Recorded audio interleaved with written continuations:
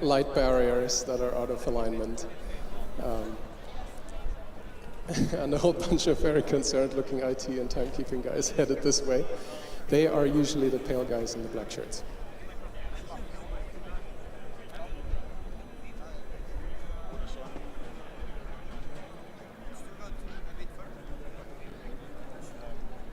Maybe we can lose a few words over what these events are worth in terms of points, guys.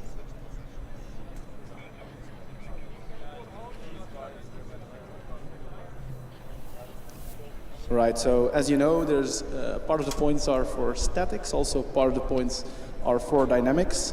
The skid pad in particular, the driverless one, so the one we are looking at right now, or at least were looking at, is 75 points. The manual one is 50 points.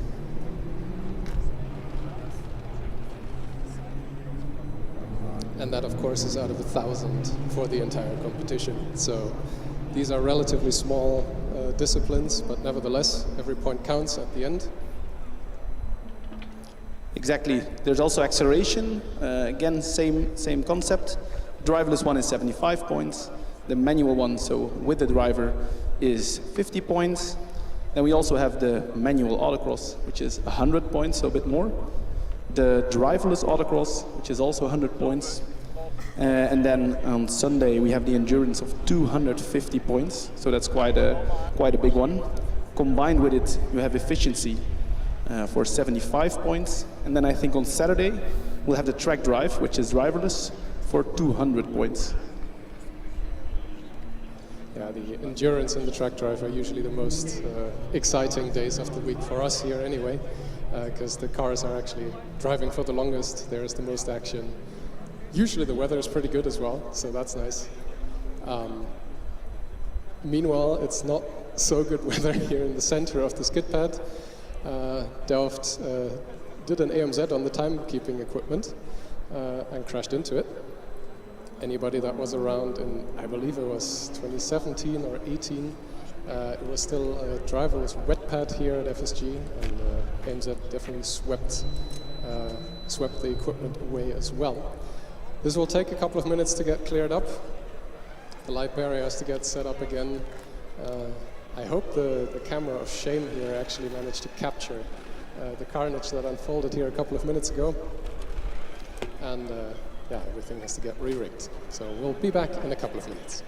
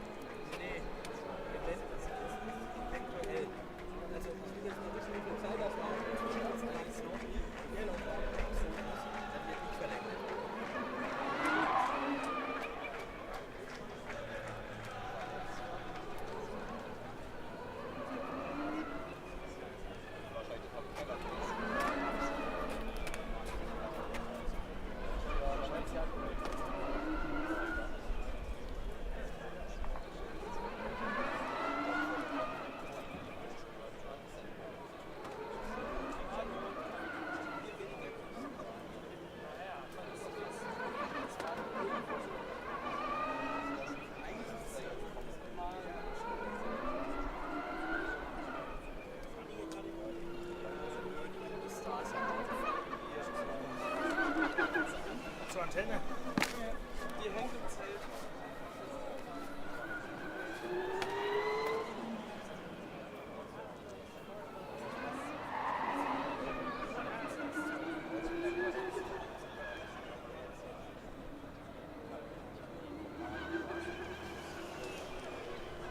As the timekeeping carnage is slowly being unraveled here in front of us, we heard some words about how the equipment fared.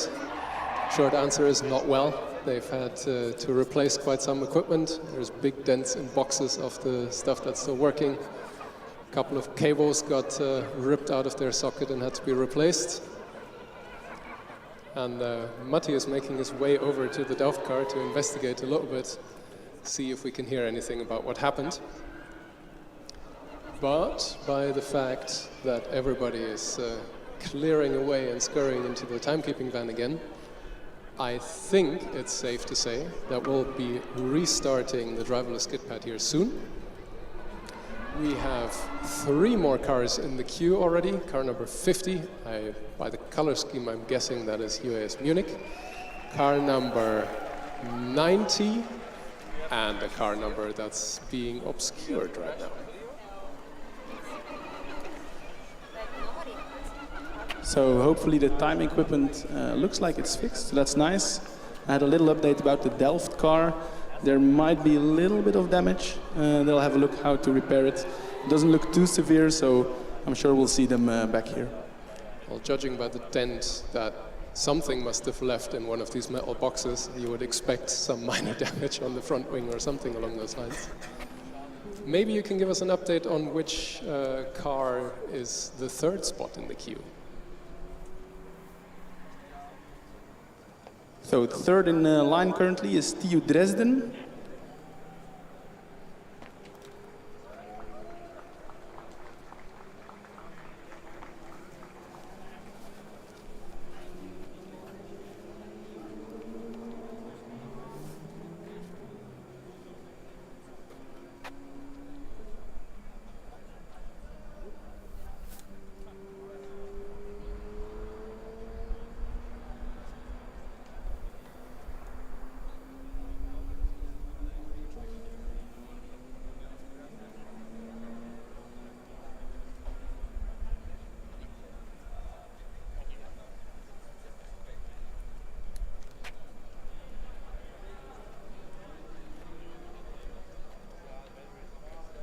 I was actually quite surprised to see the Delft car running quite quickly. It also shows on the screens. Actually, their first lap was a 6.1 to the right. Their second was a 6.5, but that's probably a mistiming, as I can imagine. Yeah, I think the car went sideways over the timing line already. It must have been heading straight into the left circle, well, the boundary of the left circle anyway. We could tell that it was running very wide in the second turn. If I'm not entirely mistaken, they have 2 runs, so I'll definitely see them here again today for another attempt. That hopefully is a little bit less damaging. I would expect the first car in the queue, number 50, being pushed up here momentarily. But still some hesitation in the queue, not much action, everybody's sitting down. About sitting down, I don't think there's a driver in the car of the Lisbon car, so they're not that ready to get the car pushed to the skid pad.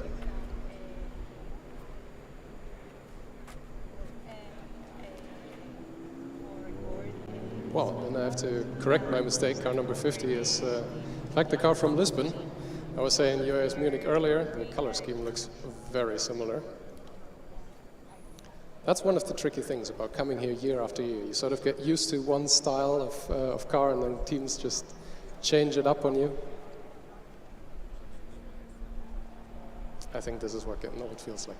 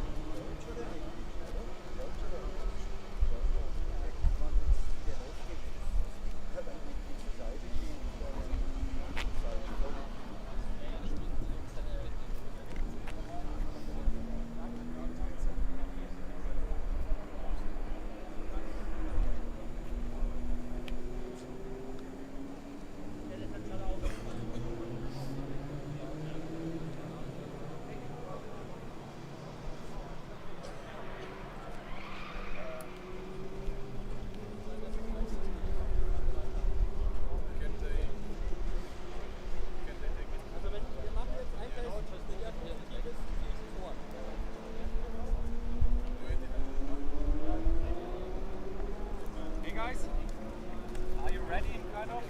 Yeah, we're okay. Because they're making one test run with a soldier, and when the test is passed, they go. Doelen was hem schuld.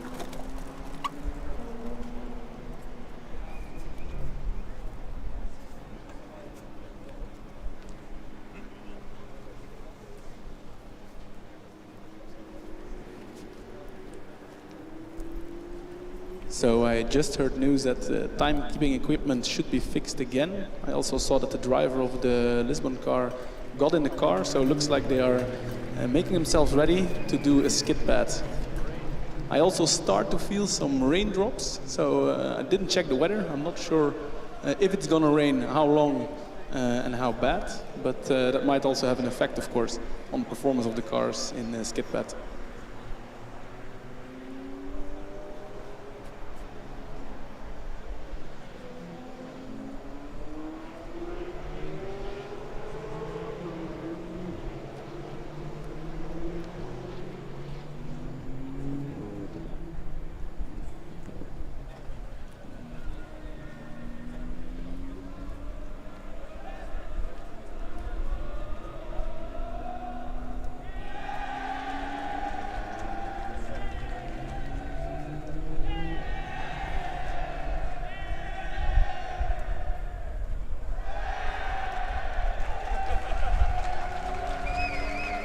So this is a new competition. It's not driverless, it's actually carless. We're doing a carless skid pad.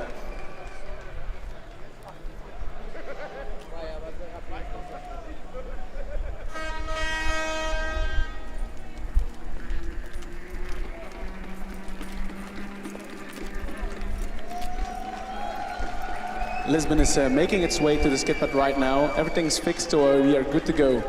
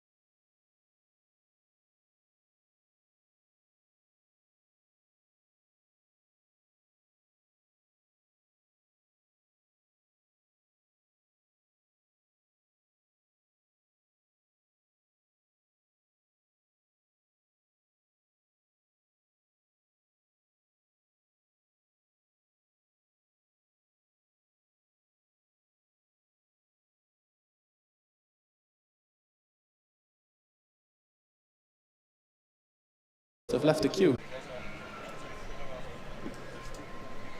And I just double check the rules for you there, Jonas, to check on the cone hitting penalties. And it is indeed 0.2 seconds for skidpad, driverless, and driver yes. Well, good thing some things never change. Team members from Dresden, meanwhile, joining us here behind the tires.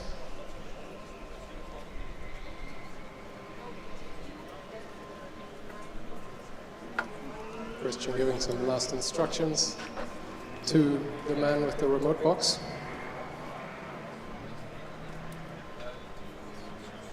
And the car has discharged again. The way I can tell is by looking at the top of the main hoop, the rollover steel structure that has a little light at the top. When it's green, that means the car is on, but the high voltage system which powers the motors isn't engaged yet. So only once that is blinking red and the solid orange lights are engaged, are we actually ready to go.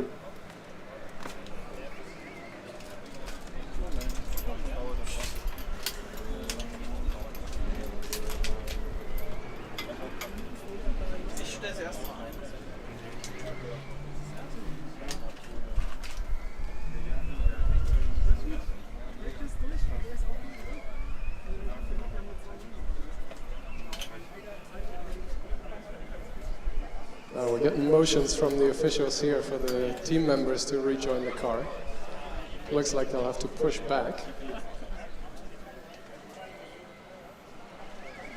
Listening into what the team members were saying, they were mentioning the EBS, which is the emergency brake system. Not quite sure that works different for every car, but something brake related wasn't playing along. Usually this means that this was the first attempt for the team. They will have another one, they can come back later, set another time. We have plenty of time in the skid pad event here today until 7 o'clock this evening. But we've had a pretty busy session so far. The next car is already being pushed to the starting line.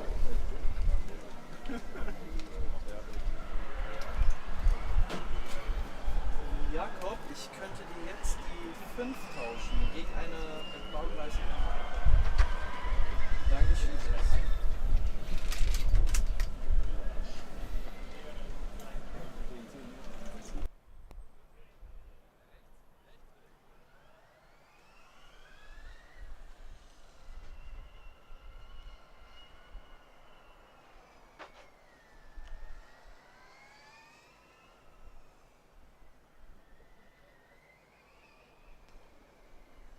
Car joining us now is hailing from Budapest. That's a hell of a long way away.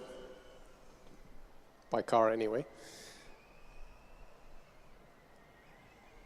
They're lining up, driverless driver removing himself.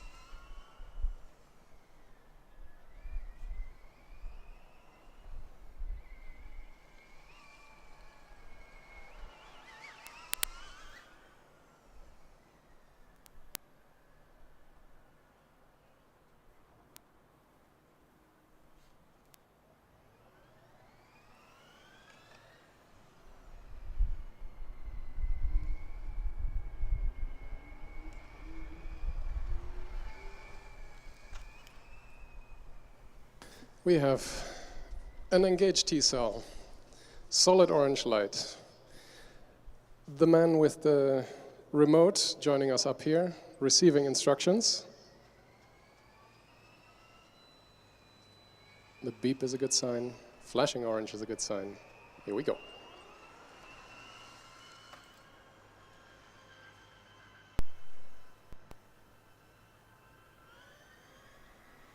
Car speeds up in the timed run.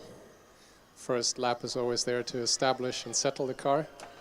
Collecting 1, 2, 3, 4, 5, 6, 7 cones in the process, a little bit on the inside. Let's see if that's a problem the second time around. Timekeeping is still alive, and it makes it out. And it stops by itself, so aside from the time penalty from the cones, that's a clean run. That's a very big aside there, Jonas. Well, a successful run is still something to be proud of.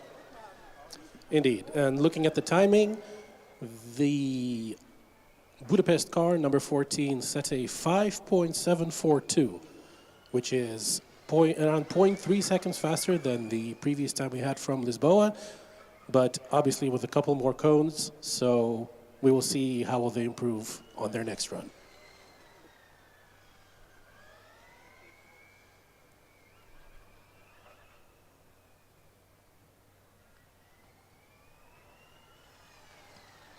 It was very interesting to see the car taking it slowly on the first lap and then a bit quicker on the second lap. Why could that be, Jonas? My guess is since the skid pad layout here is very precisely measured out and defined beforehand, the teams know exactly what this is going to look like, which color cones are where. They would try and establish where they are in this known layout on the first lap and then just try and follow that as closely as possible. Obviously, something went wrong as soon as they started turning left. But in general, I think that's the approach that lets you the fastest times. And if we're seeing close to 5.5 second times here already, then I think the teams that have run already with a little bit of data in their hands, some tuning later, we can see some faster times later this afternoon.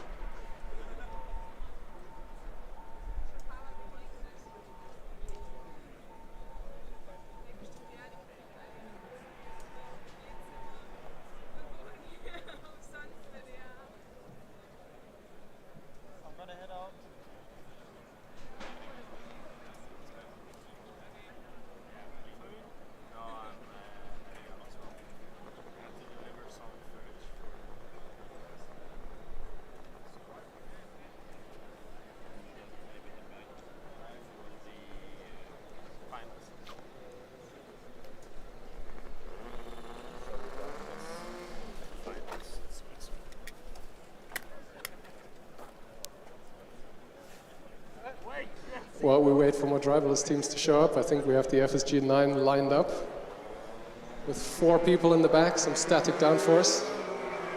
First turn is looking pretty precarious.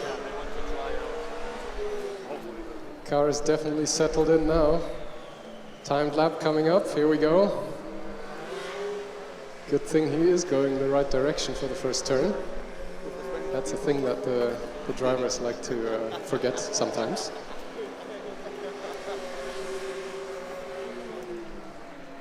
Left-hand turn.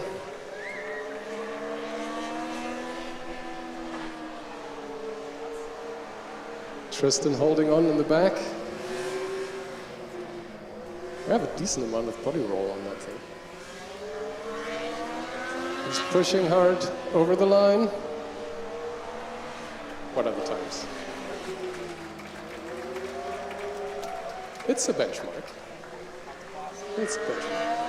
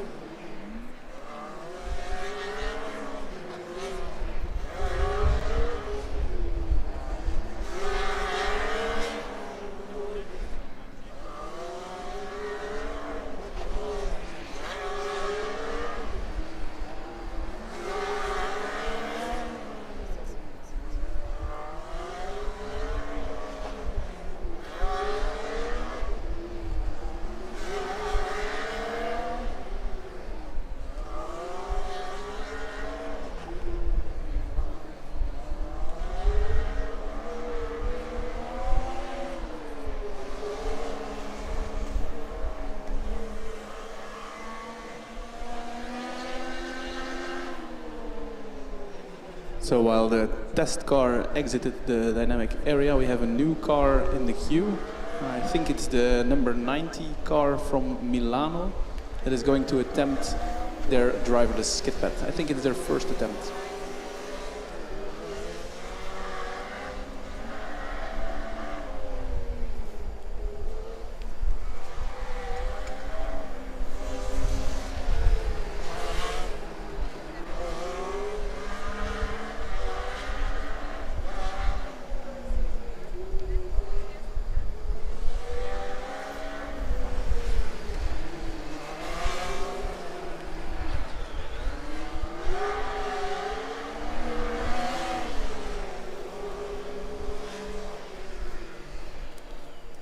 Sobald Sie fertig sind, direkt vorschicken.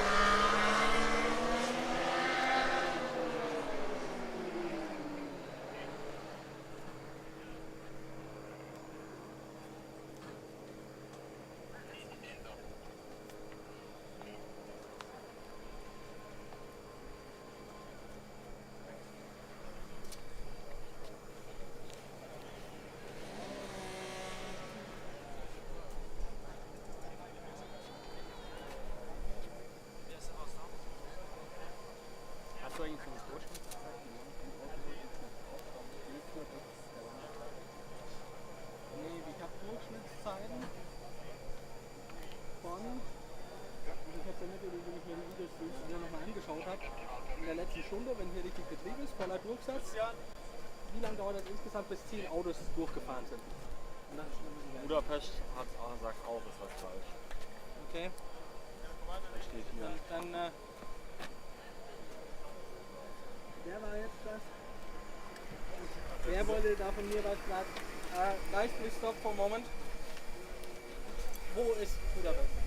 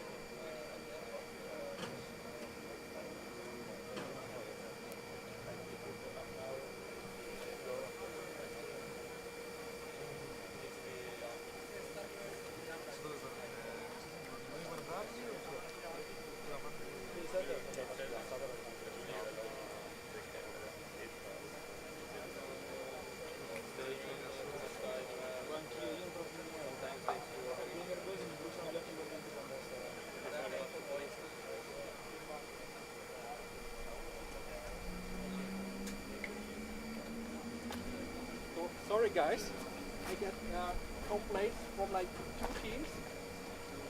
That makes the opinion the skid is not set up correctly. Therefore, I didn't let you start because I want to clarify that first. If you want to drive now and if you think, hey, I can give you a run now, but if that it comes out, it is not okay, you won't get a rerun. So that's your decision. Either you wait until we finish the discussion and came to a conclusion. Sorry, like 10 minutes maybe, but I cannot really estimate it because it's new feedback coming. We are still in discussion. I cannot tell him. No, because you didn't drive yet. So you're allowed to switch off your vehicle if you want. Yeah, that's perfectly fine. Okay? Yeah, there is no hurry yet.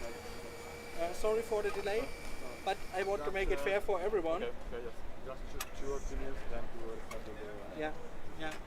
So, komm du mal bitte mit dazu.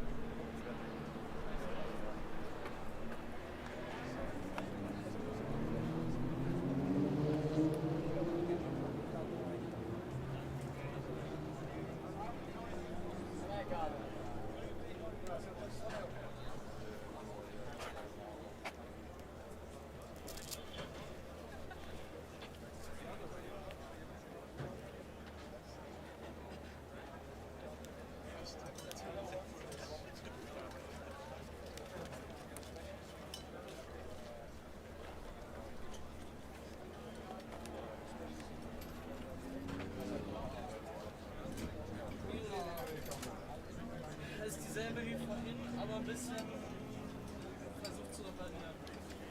Irgendwie der SDI-Port war hier irgendwie total verbogen. Also das hier war ziemlich weit offen.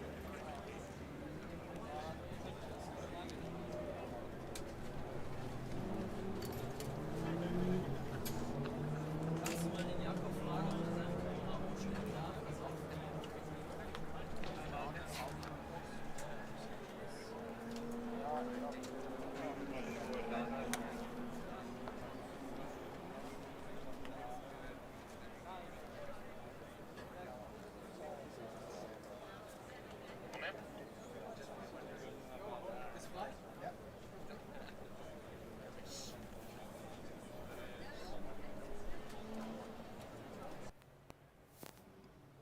So while the car of Milano is still waiting, there's a little bit of a discussion going on, I think, about the specs or the cone placements of the skid pad.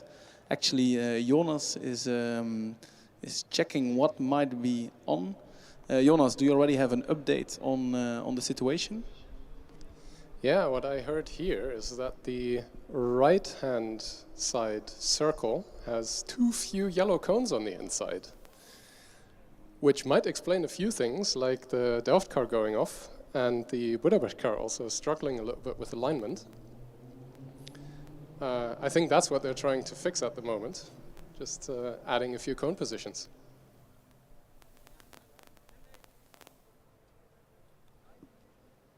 And does this have any implications for the first runs of Budapest and Delft, or is that unknown as of yet?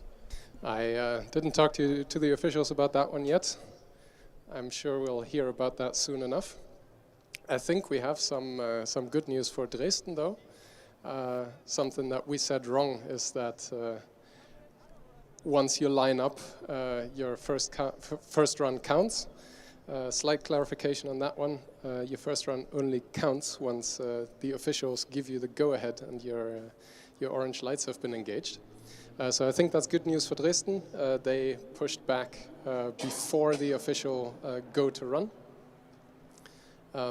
But the one car that we saw that was engaged and then couldn't make it, timed out on the starting line, I'm afraid that's their first run gone.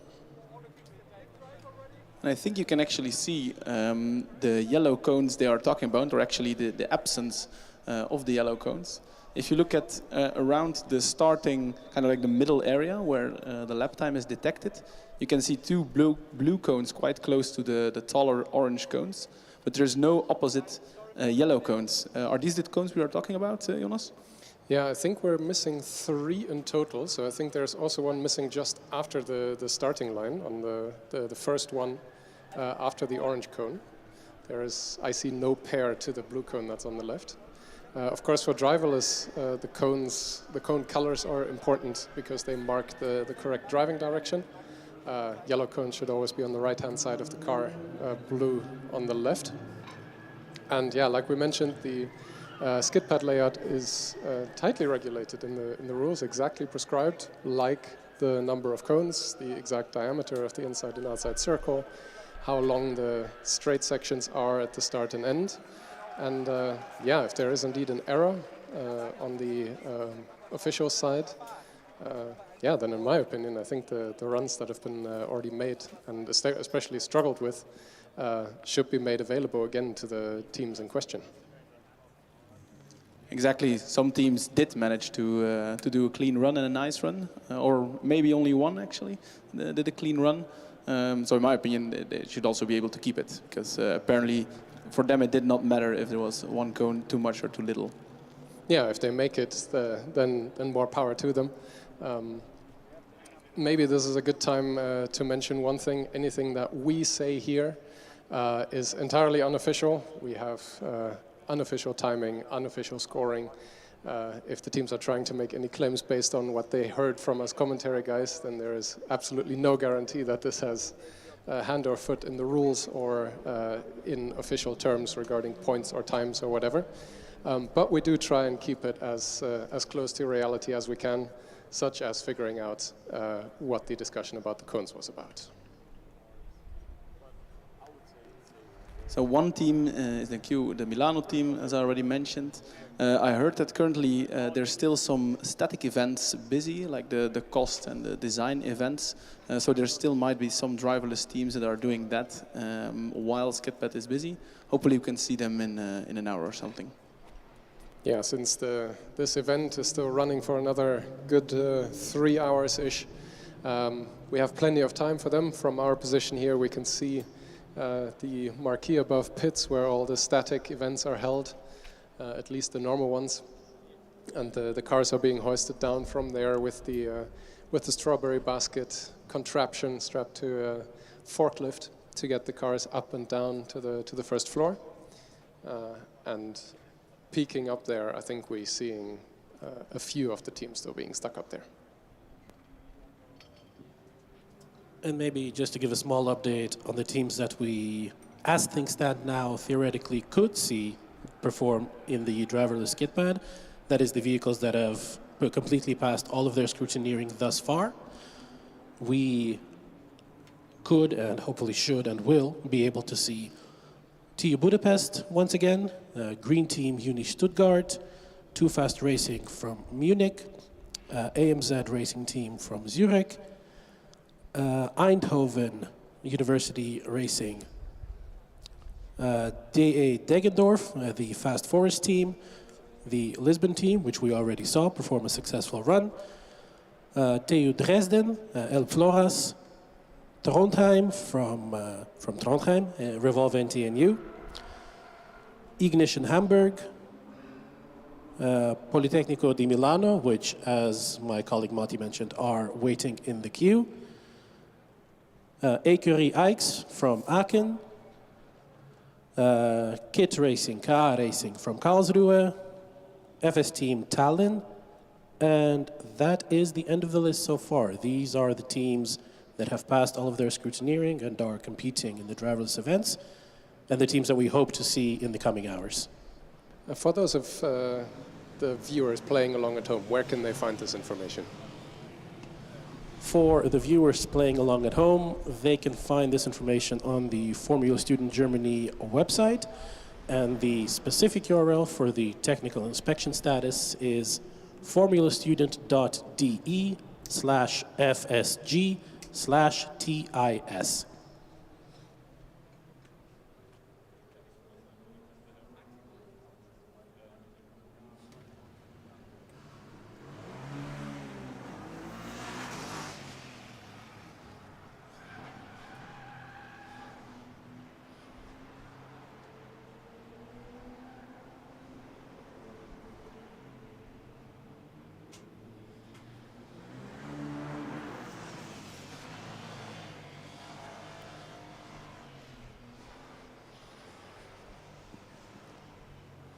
And if you look on the track now, you can see the officials very meticulously and precisely measuring out the exact spacing where the missing cones should go. So once that is fixed, we hope to see more teams coming in and participating in the driverless kit pad. Yeah, you can also see that there used to be some orange cones around the light barrier, some extra small orange cones. Those have also been removed. So my money is on, indeed, the systems getting slightly confused by the, well, both extra and missing cones that were present on the track.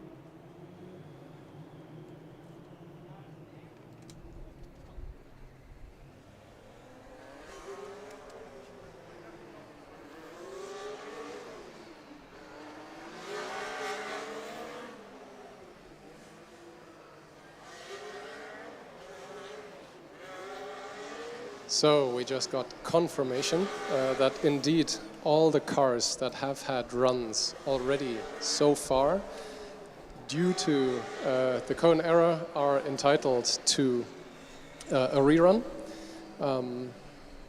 Whether they set a competitive time or not, any team that has driven here today can do a rerun before their second run. That means essentially that the times that are on the board have the chance to get cleared. And then they can proceed as normal with their second run. We're still waiting until all the positioning of the cones is fixed. That's done with a very precise looking angle gauge. Milano in the queue is waiting until that is complete, and then we will see their run once the work is finished.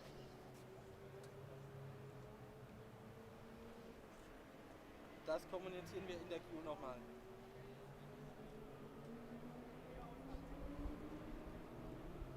Alles klar, danke. So. Ja. Dresden ist nicht gefahren. Die hatten Attempts, aber sind nicht gefahren. Da ändert sich nichts. Die anderen werden kommen. Bitte fragen, ist das ein Rerun oder ist das der Second Run, und denen klar sagen, wenn die den Second Run machen, dürfen sie danach nicht mehr den Rerun für den First Run machen.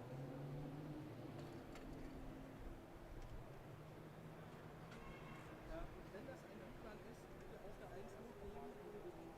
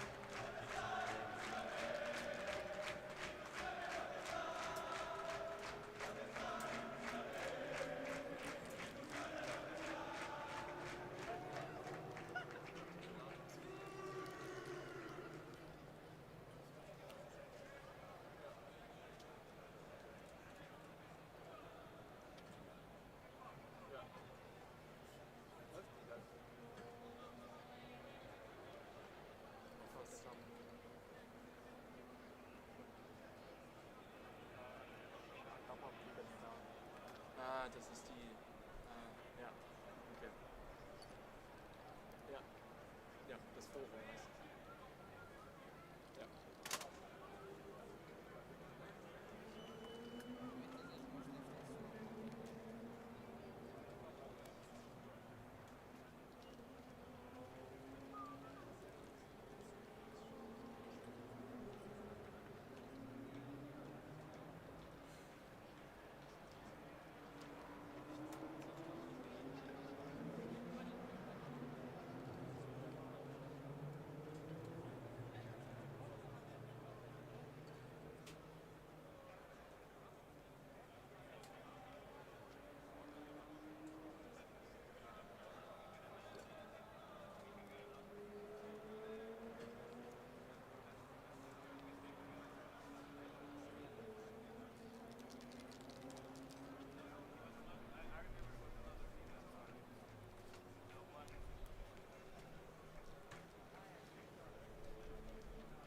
Start in like 5 minutes. But no hurry. Then you talk with 3 minutes. I will tell you when we are ready at the beginning.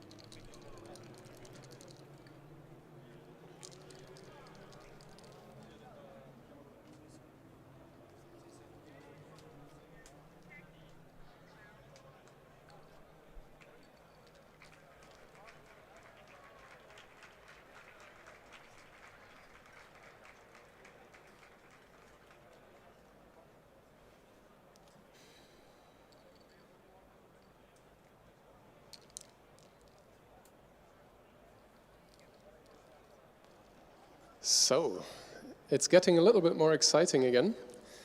We have some great mood over there in the grandstands. Thank you very much, guys. Keep it up. The driverless event is still another 2.5 hours, so keep it going. We have a number of cars in the queue. There is at least 3 that I can spot in the first run queue, and 1, which is probably Lisboa in the second run. The yellow cones on the right-hand side circle have been placed, but for good measure, I can see the officials also measuring out the distances between the orange cones that mark the start and finish straight. So clearly somebody has been spooked that those might not be accurate, and it looks like some of them are outside of the originally marked boxes. So clearly the protest that had been lodged by some previously struggling teams here has had an effect. Of course, those teams have been offered a rerun. So all the times that you see on the in the timing system now, those teams are allowed to make a second first run, essentially, as a compensation for running on an unofficial track, basically. We did already see Delft take out the timing equipment once. Apparently the casualties from that crash were one of the light barriers. A bunch of cables were ripped apart. And, well, we actually also saw some damage on the Delft car itself. There are lead acid batteries in those metal boxes you see here in the left-hand circle. And those do not take kindly to front and side wings, apparently. Quite a few broken elements. So it's a bit of a question whether we will see the Delft car again today at Skidpad, but they should be able to fix this overnight at the very least. And we will see them tomorrow in the acceleration events. And the other manual events, of course.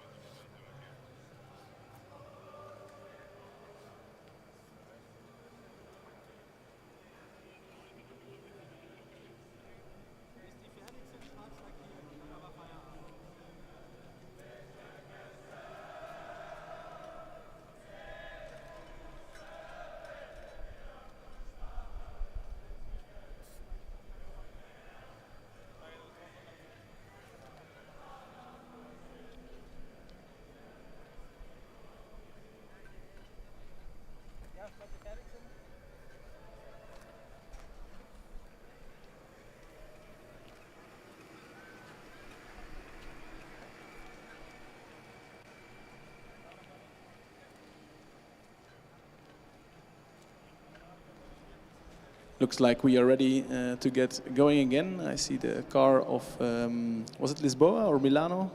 No, Milano, getting pushed to the start of the skid pad. In the meantime, other cars have joined as well. One more, the 44 car. Can't quite see what university it is. And there's another car joining the queue as well. I also noticed the TU fast car, the car from Munich, on the test track, trying out their driverless stuff. So hopefully we see them soon in the queue as well. And just to give a rundown on the queue, well, of course, Milano is currently getting ready to go. Maybe we have a couple of seconds still to talk about who is in the queue. We have Lisboa lining up for their second run. Then we have one of the 2 combustion driverless cars that are through scrutineering, the car of the University of Napoli, 322. I think that's what the chanting from the grandstands was for. It sounds that way. Then behind them we have car, I think, 26 or 36, can't quite see, but I know it was Green Team from Stuttgart. Behind them, car number 44 is Fast Forest Deggendorf. And we see making their way to the tail end of the queue right now is car number 385, 395? 395, exactly. 395, and that is the other combustion driverless car from the University of Valencia.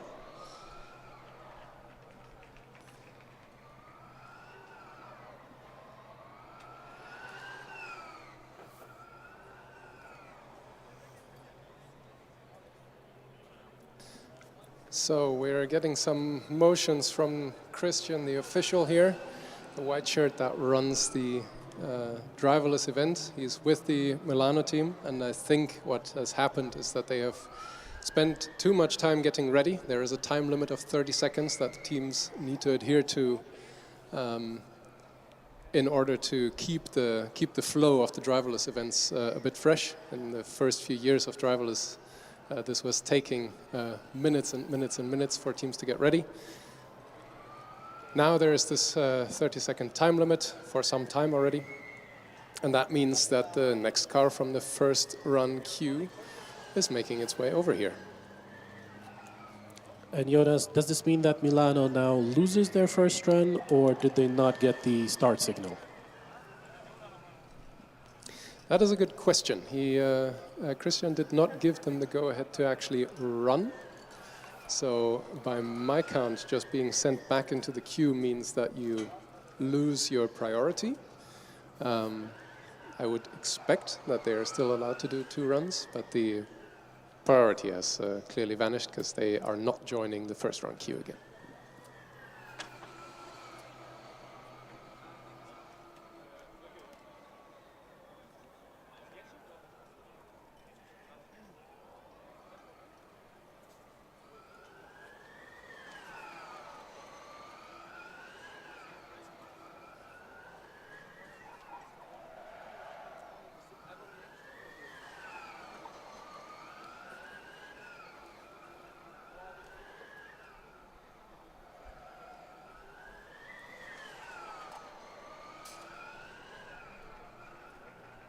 Now, for the first run today of a combustion driverless car. It's been a while since I've seen a driverless combustion car. The last one that I can actively remember was from Roma, the four-wheel driven black, sleek sexiness. This one also looks pretty good, car number 322. Do we have a team name for that? Otherwise, I'll just run with what it says on the side of the can, which is UNINA. Yes, UNINA, meaning University of Napoli.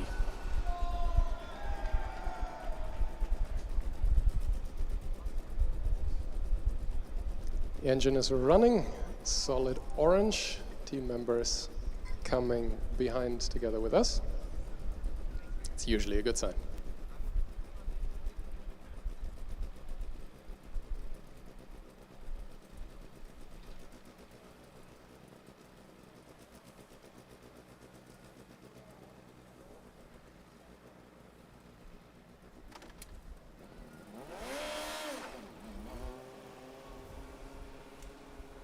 Very clean start, smooth clutch drop.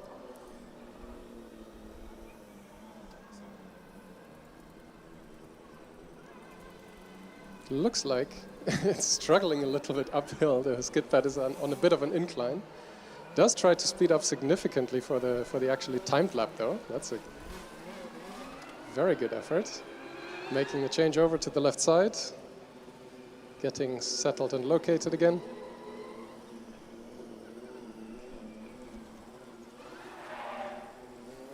Just like the previous attempt, it speeds up slightly. There is a lot of steering input I can see. Tries to go straight and turn and straight and turn.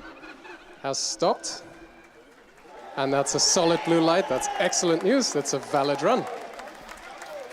What are the times? Yes, great first run from Napoli. The timed laps averaged out to a 9.197. And no cones hit as far as I could tell, so no penalties either. Even though the combustion class as a whole is celebrating its end here at FSG this year, it is always really cool to see combustion driverless cars here. That always feels a little bit more difficult than the electric way.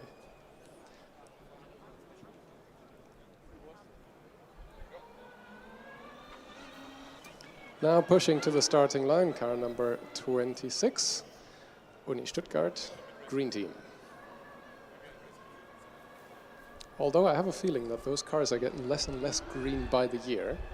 White and green is traditional, but now there's also some blue in the mix. I've always advocated with the teams to, one, print their name of the university or the team name as big as possible on the car so that we can easily read it, and make the cars as bright and consistent with the color scheme as you can. Clearly they're not adhering to it. Would the blue be a reference to their counterpart, the combustion counterpart, Ren team? Because as you mentioned, it's the last year of combustion here at the FSG, so maybe it's already a sign that they want to cooperate next year. Yeah, I think if I remember correctly, what I heard through the grapevines is that indeed the two will merge. Could indeed be a nod, that's a good thought.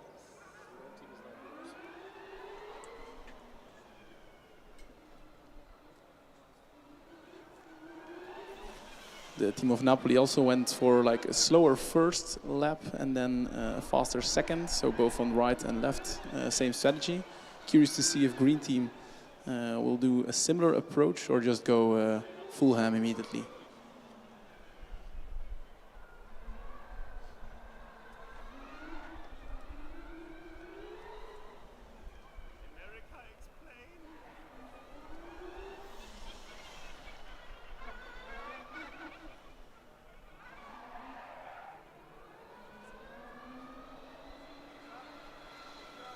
The green team engineer is checking the final settings before they're going to go. And right next to him is Christian with the stopwatch.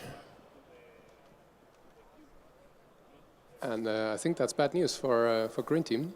They're being waved off. The next team is being motioned to come forward. So I don't think we'll see a run from green team right now. Instead, if I remember you correctly, Igor, the next car joining us is from Deggendorf. I don't think that's a team that we've seen at the driverless events before.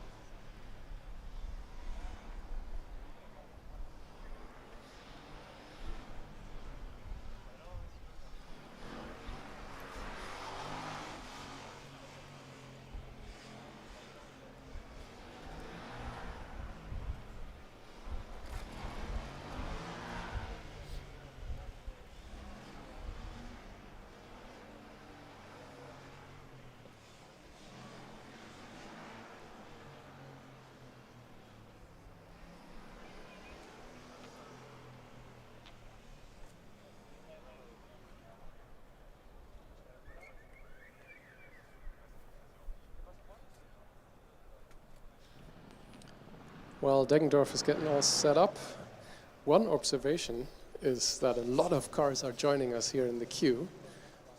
We can't see all of the numbers. The first car in the first run queue is definitely Valéncia.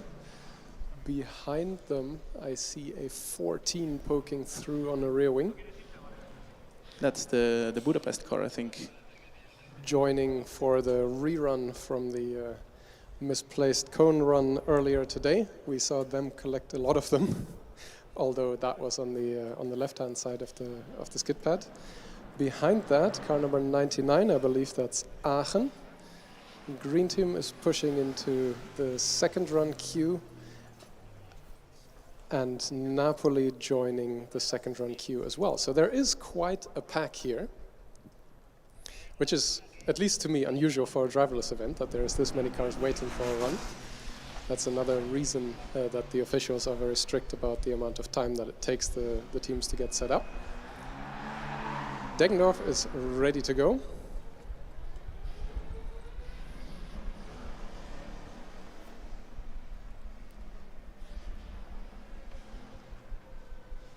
Just like with Napoli, a very tentative start. But only the second lap contributes to the final time. And this is a bit of an error. Unfortunately, it's going the wrong way. It was meant to do 2 laps around the right-hand side, 2 laps around the left-hand side. This is something that we usually only see with driver yes cars.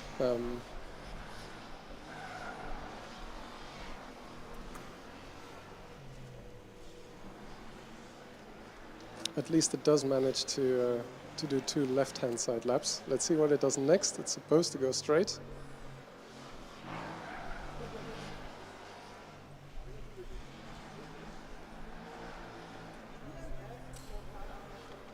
At least it does finish the mission appropriately with the solid blue light at the end there. But yeah, with the missing time from the right-hand side, essentially this is a DNF for them.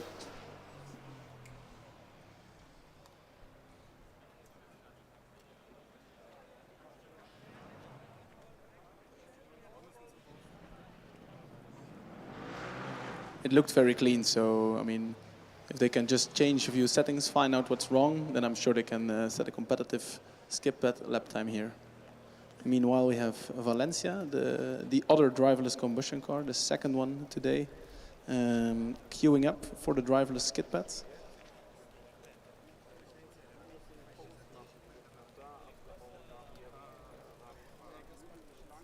It does look like Napoli, instead of waiting in the second run queue, is in fact leaving the dynamic area through the exit.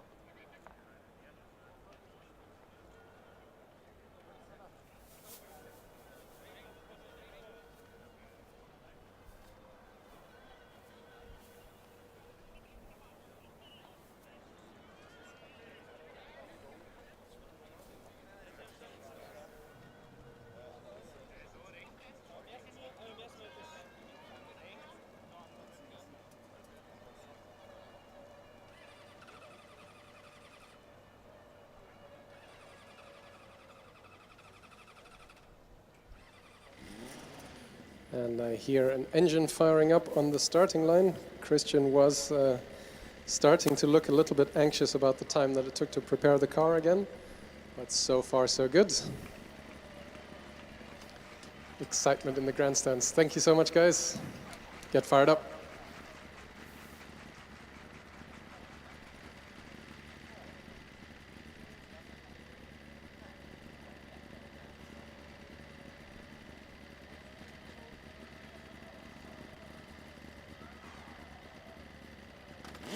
mission is engaged. Smooth launch.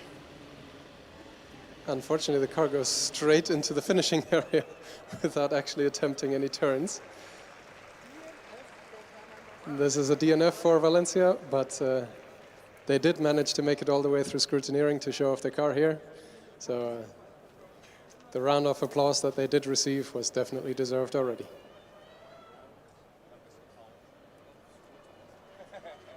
Yeah, more like a straight of applause rather than a round.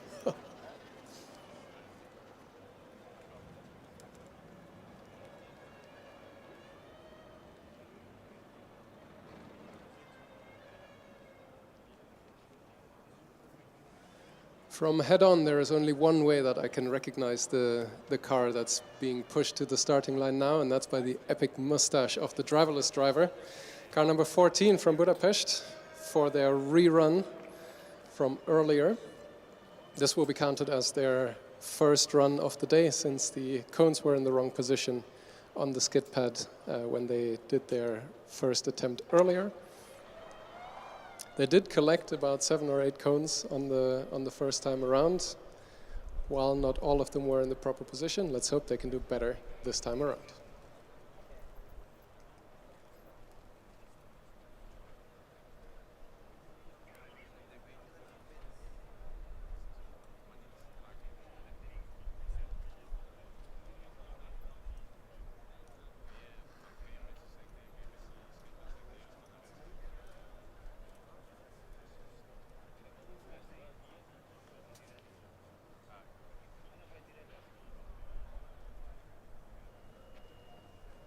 Orange lights are on.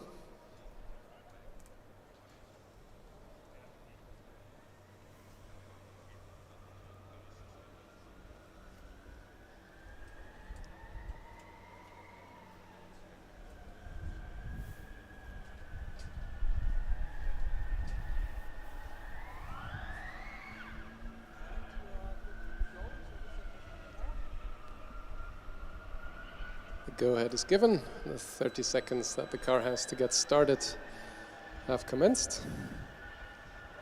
But just like last time, there's absolutely no problem in heading off. Taking the first turn very wide, at least 2 if not 3 cones being hit there. Speeding up again for the timed lap. Switch over again, the same cones as last time are being collected, and now some extra blue ones joining as well. They're stuck underneath the car, and since the car left the course with both wheels, the official had instructed the team to stop the mission. That's what the blue flashing light means, an aborted autonomous mission. So this will be counted as a DNF as far as I'm concerned. Yes, but luckily they have a second run ahead, because as you've mentioned, this was a rerun of their first attempt. And the car did look pretty quick, so hopefully they'll be able to string 4 successful laps together and set a good time in their final attempt. Yeah, if I understand the rules of the rerun properly, they're pretty good time from earlier that had a few cones, but was at least a complete run, is deleted in favor of this run now, which now counts as a DNF. So their second run, they should definitely go for, and soon. Looking at the queue and the amount of time that it does take to get through here, we are expecting a light amount of drizzle later on, and of course, as soon as the track gets anything but damp, the times would be expected to tumble, even for the slightly slower driverless cars. Yes, and now we see a car we have not seen yet, number 99, Écurie Aix from Aachen, lining up for their first attempt.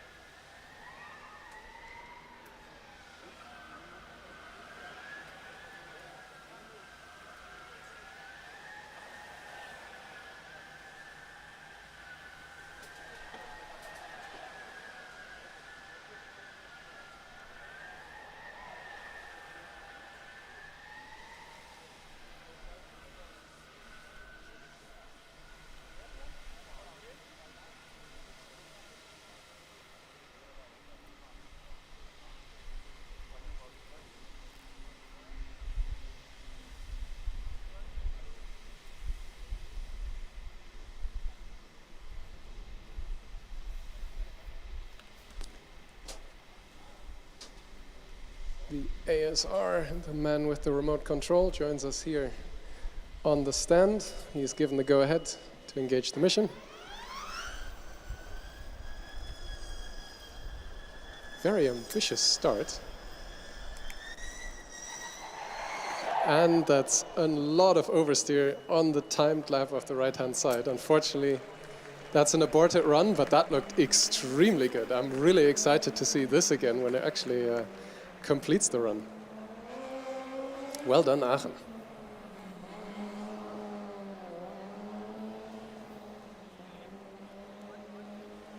Their first lap was actually 4.9 already. That is super impressive.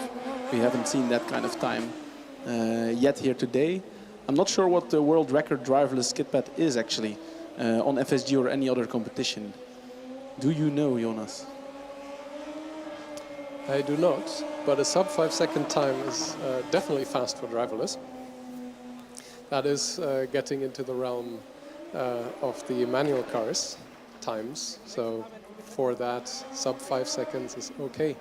Once you start to scratch the 4.7, 4.6, then you're talking about the really fast cars. So yeah, sub 5 seconds, good start.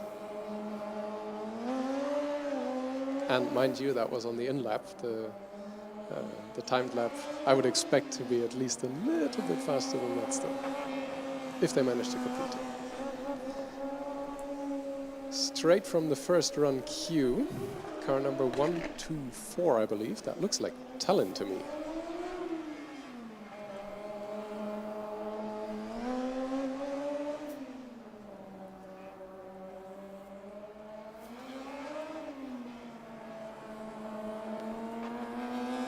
They decided to style the livery after the Estonian flag. Car that we have seen at a couple of competitions this year already. Pretty quick with the driver inside. I would hope that we see a similar run to the one from Aachen earlier from this car as well. I have high expectations. Clean cars always look fast as well.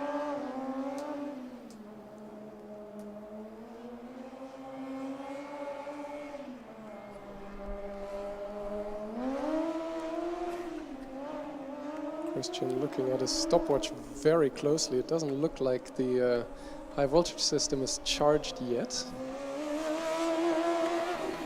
There we go. I think they should be able to get the car engaged in time.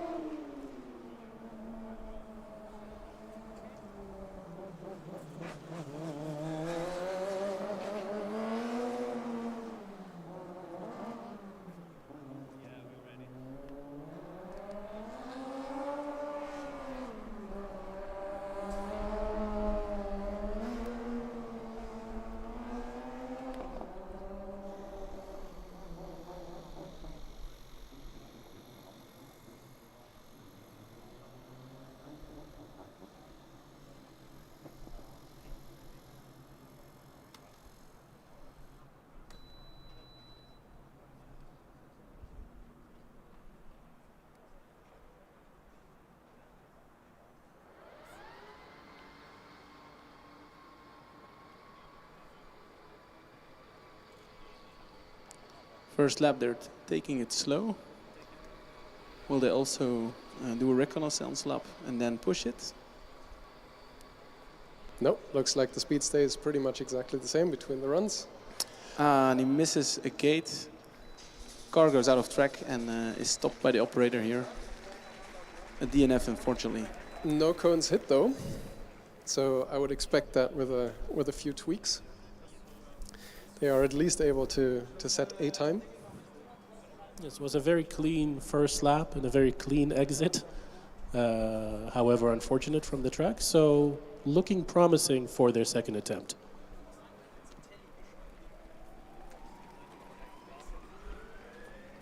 I just want to see the Aachen car again. That looks so impressive. I want to see what they can do. Yeah, I'm not sure where they went. I didn't see them leave the dynamic area, so maybe they're just regrouping. I see some blue guys in the distance there, which means that they have exited the dynamic area. And now we see Lisboa approaching the starting point for the driverless kit pad, presumably going for a rerun of their first attempt. However, their first attempt was very clean, and they set a pretty positive time, so it could be that they're doing their second run. I'm not sure.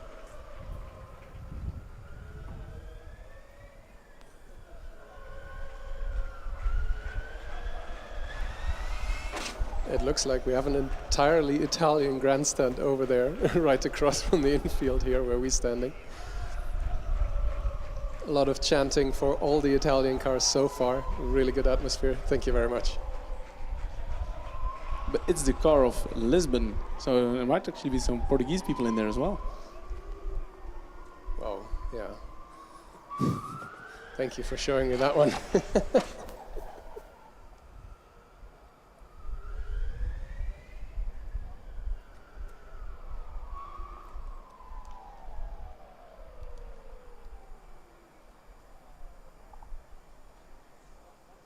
Let's call it a Mediterranean grandstand. That works, right? Well, technically Portugal is not on the Mediterranean. They are past the Gibraltar, so they're only on the Atlantic Ocean. Is it time to read Wikipedia articles again? To pass the time while Lisboa is getting set up? No, it seems they're ready to go. Christian is always watching his stopwatch so tensely. I'm getting nervous just looking at him, even if they do make it in time. So their previous run was 6.0, averaged over the two rounds. The autonomous system is ready. The yellow light is on. And judging by the fact that they came from the second run queue, I don't think that they are overwriting their first run, but this is their last skid pad run for today.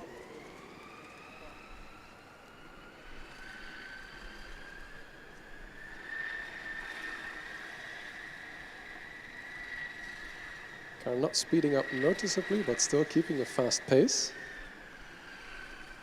Switch over, no problems. Slight oversteer, understeer, but it catches it. On the straight, one cone down, and it finishes successfully. Big cheers from the Mediterranean grandstand. I'm just going to stick with it. Big cheers for the time of 5.688, the fastest time of the day, and 0.35 tenths faster than their first attempt. So they actually improve. So with the penalty, that makes a 5.9 more or less? Yeah, it's still a very fast time. Yes, and I believe they also had the one cone on their first attempt, so the delta between the two still stays about 0.35 seconds, a great improvement, and still the fastest time of the day so far. So very, very good result for the University of Lisbon. Milano is back. A few minutes before they tried to do a run, but it kind of timed out the time they needed to start the car. Hopefully they can get it started in time this time. A lot of times.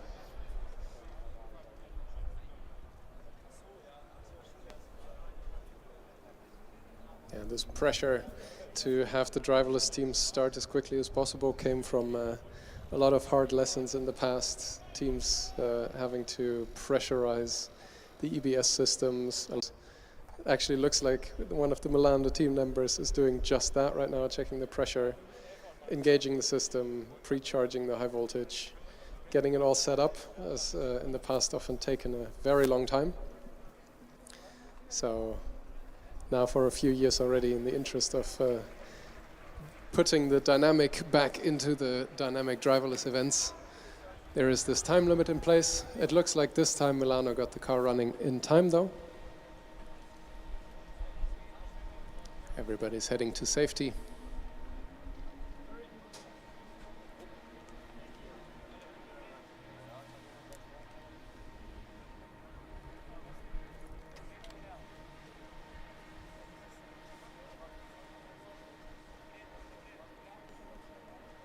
The official go is given. Flashing orange is always a good sign. We're off.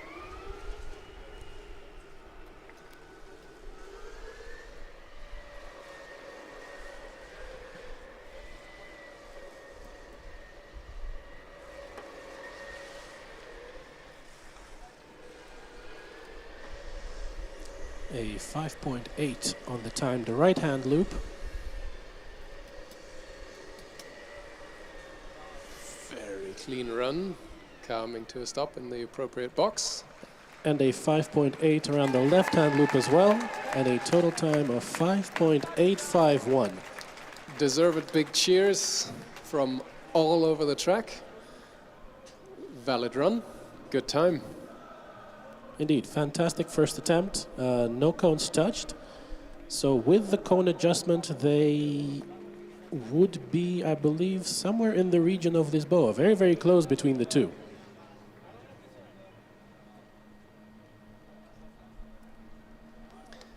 Now rolling up to the start line is one of the cars that we previously saw still being stuck on the first floor of the marquee here. KIT Karlsruhe, car number 120 is joining us.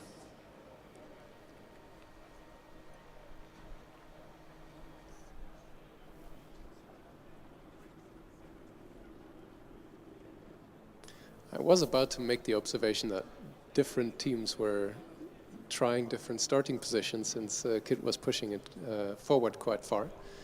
But Christian is having none of that. He's telling them exactly where to line up on his course.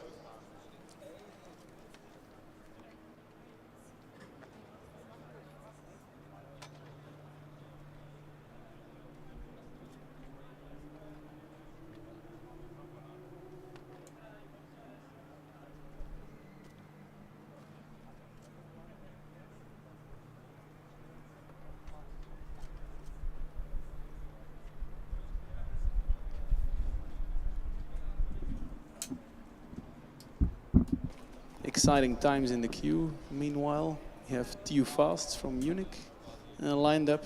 I think it's DHBW Stuttgart, number 77, also joining now. And the green team is also ready for their, I think, their first run, because their first attempt got timed out, but doesn't count as a DNF, I think. And now the KIT car from Karlsruhe is ready. The autonomous system light, the yellow one, is on.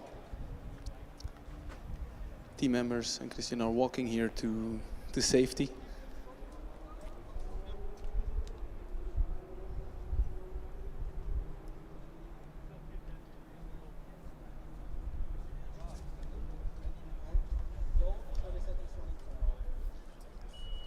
The go has been given. Yellow light is flashing, that's good. A quick start, I like that. Looks like the car is making the circle out of a couple of straight sections. At least it did on the first run. The second one was a lot smoother though.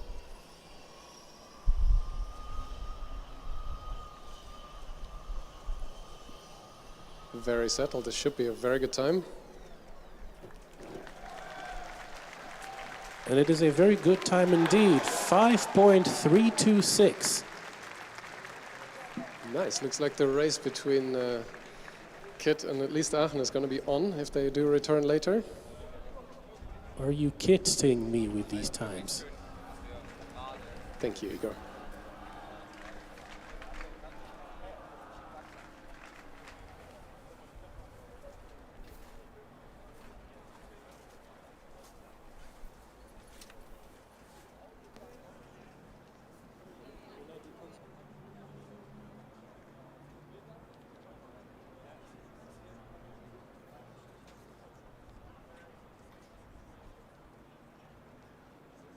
Super interesting nose from the TU Fast car as well. First time I see it. I think it's their suspension that's being covered by part of the monocoque, or it's a separate plate, I don't know. Yeah, usually those, when the SDS is placed on top of the chassis, that's a separate cover. One of the observations that I think many will make this year is that some of the noses have come further down. There's been a slight rules change with the impact attenuator under the nose, so car number 31 definitely following the trend of pulling the tip of the nose down, though there are some other cars, for example the green team car in the queue, that still look very, very tall. Nevertheless, Munich is, I have high hopes for this car as well. It's good to see so many driverless cars here at the event today already, and also the times tumbling. You have yet to see a car go as fast as some of the manual cars, but the day is still young. You never know what might still happen.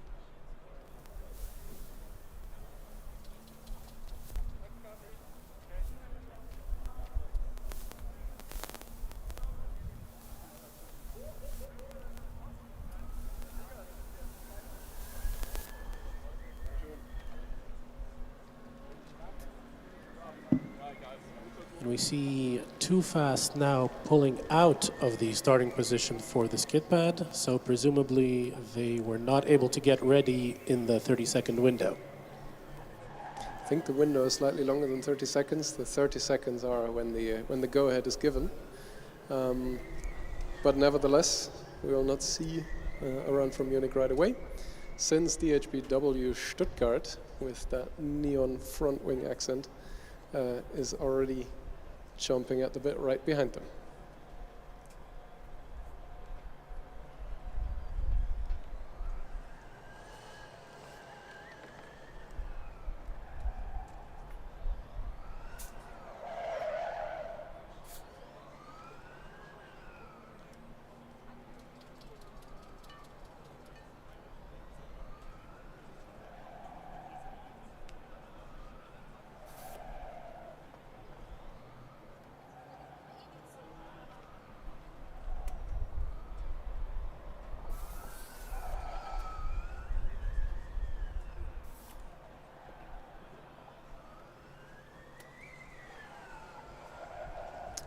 Eindhoven is back in the queue.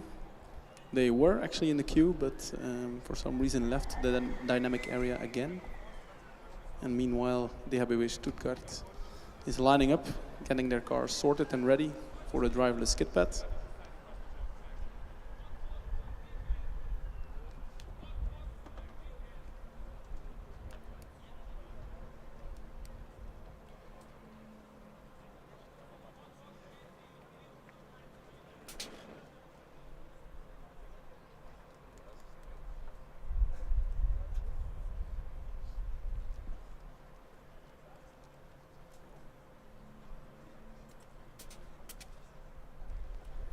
The car is charged and the autonomous system is on standby.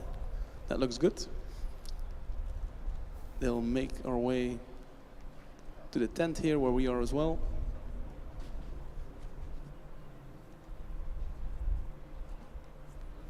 I feel like this could be a good run.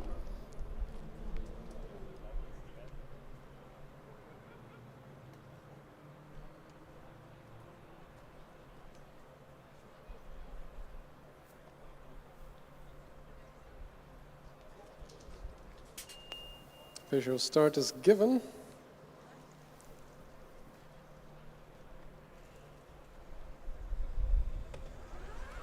And we're off.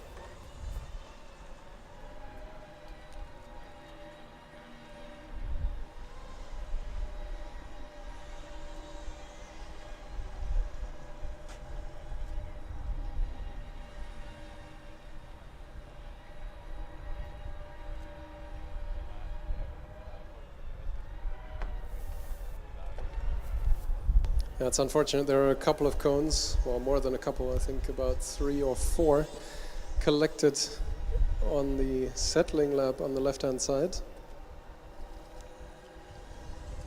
even though that drive does not contribute to the time the cones collected still do. But it does make its way into the finishing area and stops appropriately. So it's a valid run nevertheless. Valid run with a time of 9.555.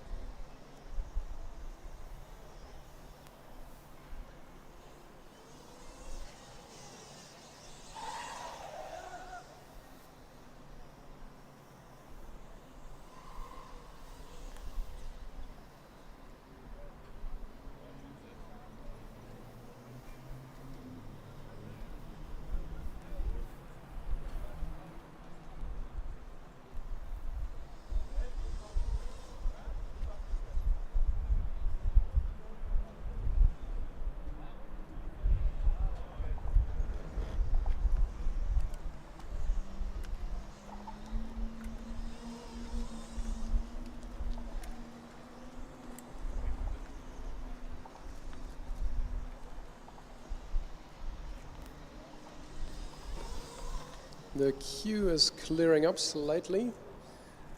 That's because Eindhoven is finally joining us here at the starting line. Green team having to wait quite a bit in the second run queue for their go.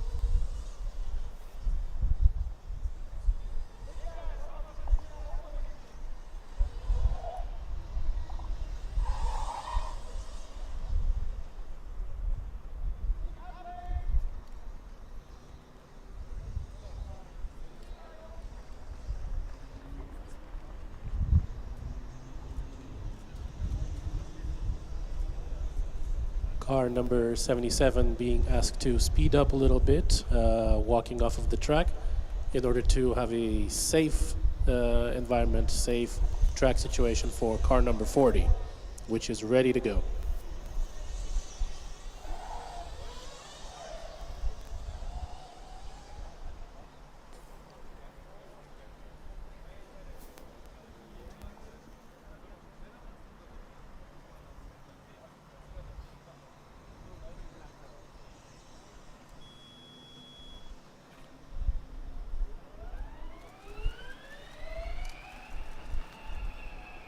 With much gusto, Eindhoven throws it into the right-hand turn. Very clean, very smooth right-hand side, no cones. Left-hand side looking just as tidy. And in the straight area, coming to a control stop. Valid mission. That must have been a good time, Igor. It was indeed 5.524, less than 2/10 off of the best time of the day from Karlsruhe. So it seems we have a third potential competitor for first place as it stands, along with Karlsruhe and Écurie Aix. Yeah, this was of course just their first run. Eindhoven will be allowed to go again. Speaking of going again, Stuttgart, green team, car number 26, is pushing up to the starting line for the second time today. Their first run didn't commence. They could not get the car ready in time. Again, Christian is very closely monitoring the stopwatch so that they can give fair treatment to all the teams.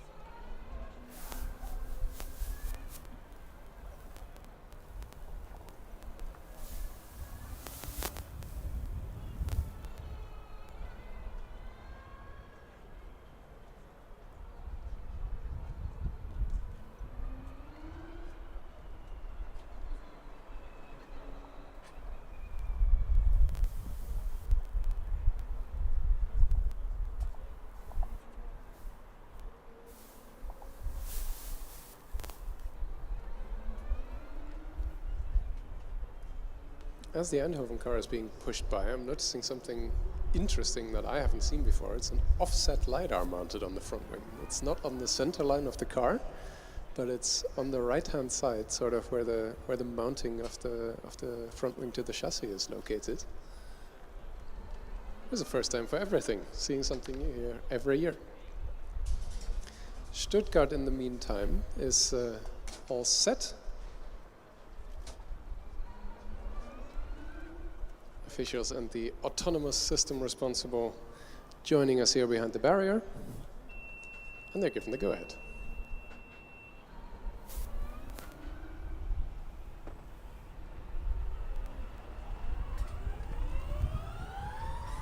A lot of steering inputs on the start there. Ooh, and now a sudden stop. Yeah, the flashing blue light means that somebody pushed the emergency stop button. So this is a DNF run for them, unfortunately. And as green team will clear their car from the track, we can see car number 33, AMZ, lining up next in the queue.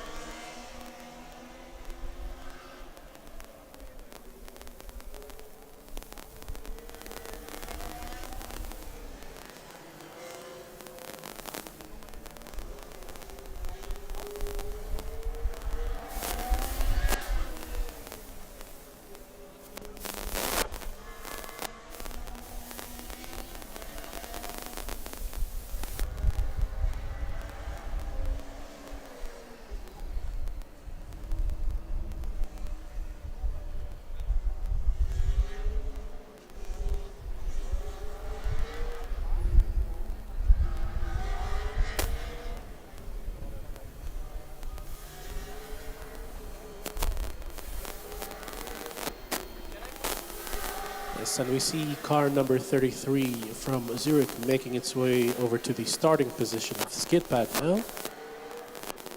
Let's see how they will be able to perform.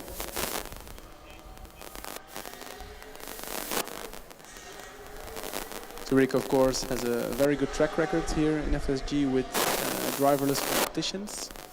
So we might expect a good run here, but of course you never know.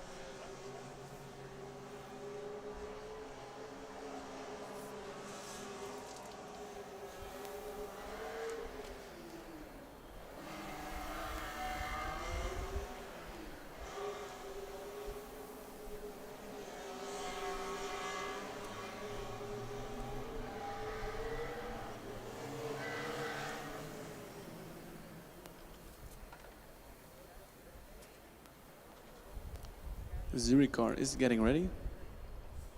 Some engineers are already walking towards us. Now see a red blinking light, which means the car is charged. And also the yellow light, which means the autonomous system is ready to be activated.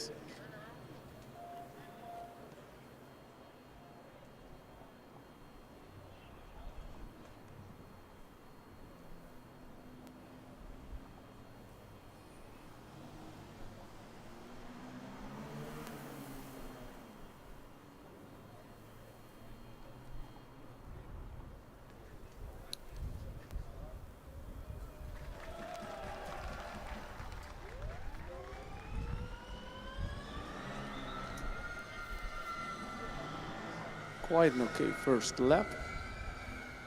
I would call that a very ambitious launch, in fact. Yeah, not too much quicker, I think, on the second, but that's okay. Very clean, slowing Good switch. down. Doesn't matter for the first left. Accelerating again. Almost hit a cone, but it's clean so far. Right. And the Stops blue in a light, good which spot. should mean it's okay. And it is a 5.753. Now the car seems to have stopped a lot sooner on that exit straight than the previous entries. Jonas, does this mean anything for the validity of the run? Where does the official starting point begin? I was also briefly questioning that. I would have thought that you would have to have passed at least the entire car past the first orange cone, but judging by what the officials are saying so far, I don't think that's an issue for them. That's good to hear. And just before Zurich began their run, I heard a bit of a orange-tinted cheer coming from the scrutineering area to the right from the Eindhoven team. So I assume that means that their first run was valid and it was a very good run, 5.5. So that is a great news for them.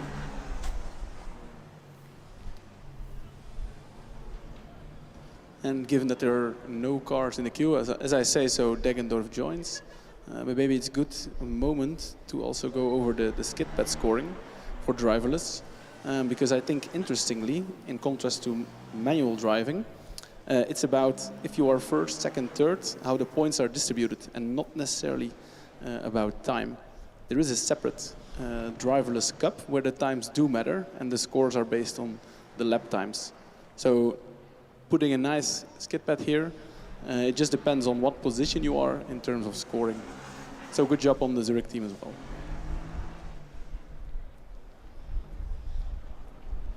Yeah, so maybe to explain a bit more about the scoring for the cars participating in the driverless skid pad and acceleration at the very least, that are also going to participate in the manual events later.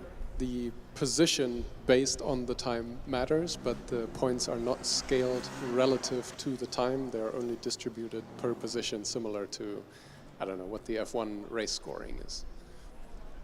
That is an interesting difference. So setting a very fast time here does save you out in front, but that doesn't mean that a much slower second place, for example, is scoring a lot less points, which would normally be the case in the manual events.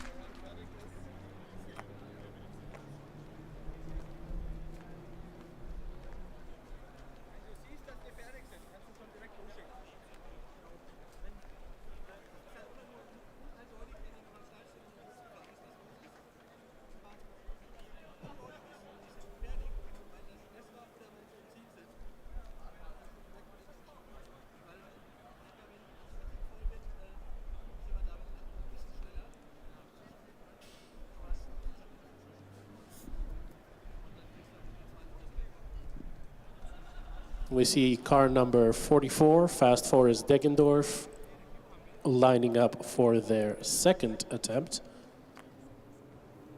It was a DNF on their first run, so hoping for a better result this time around.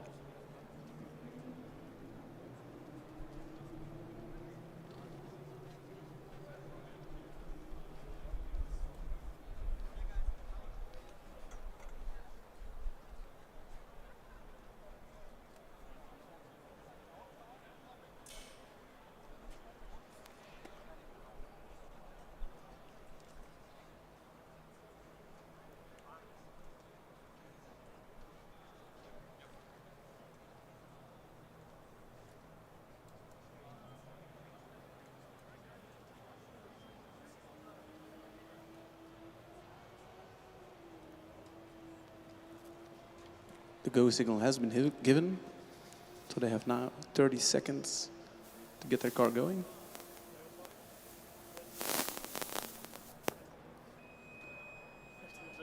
And there the yellow light is blinking. And off we go. Careful start. Again, a lot of steering input even on this straight line. Car trying to align itself just right.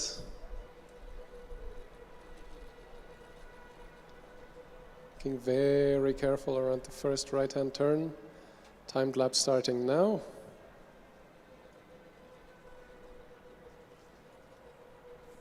Tentative is what I would call this. Very tentative, but very accurate as well. Staying well within the lines, good switchover.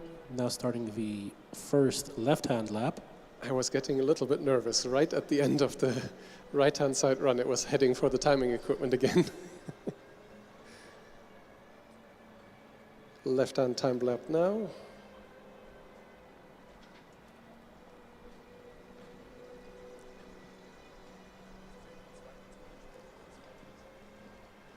Well, I've never seen a forest move this fast, so. Slow and steady wins the race.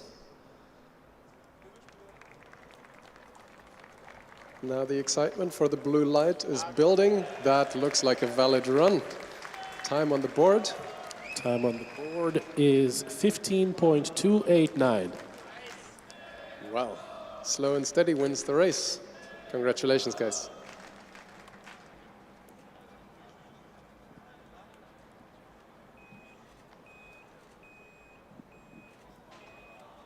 And as Deggendorf is about to depart the track, we see car number 31, Too Fast Munich, returning. Yeah, they were lined up on the starting line once before today, but did not get their systems engaged in time. I think we're talking about 2-minute time limit for this at the starting line.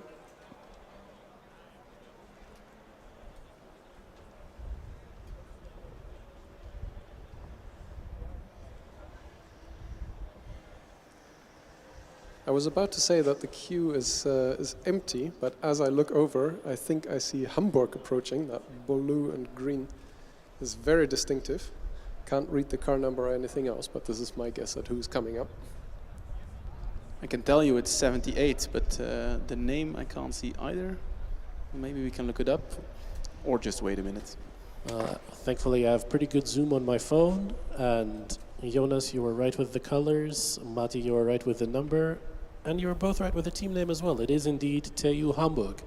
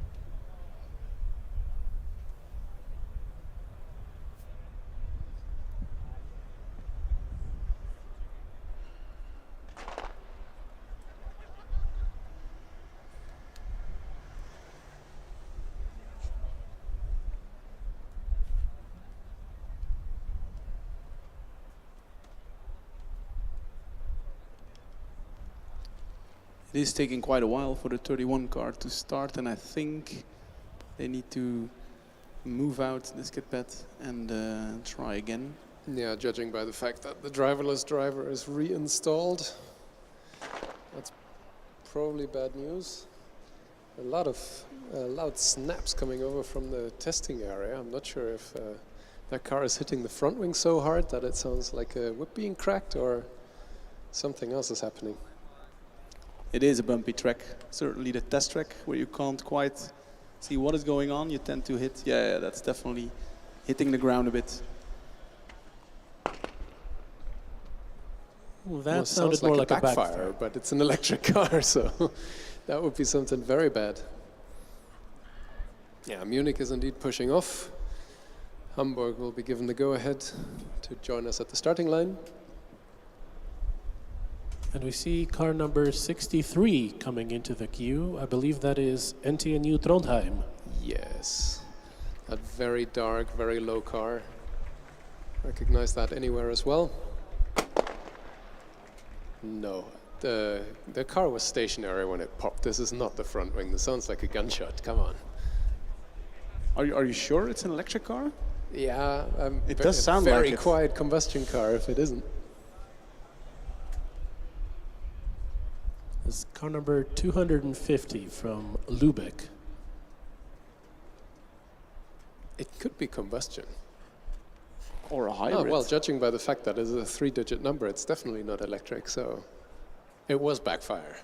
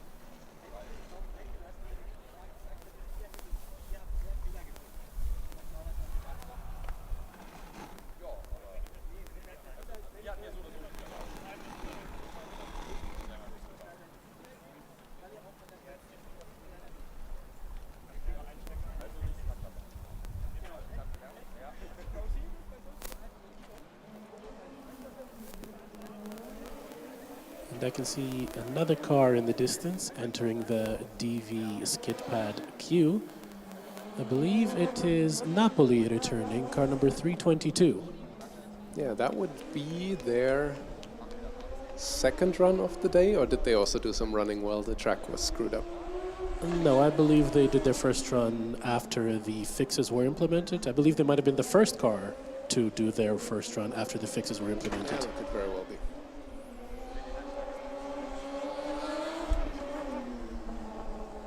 In the meanwhile, Hamburg has approached the starting position and are now doing their final preparations.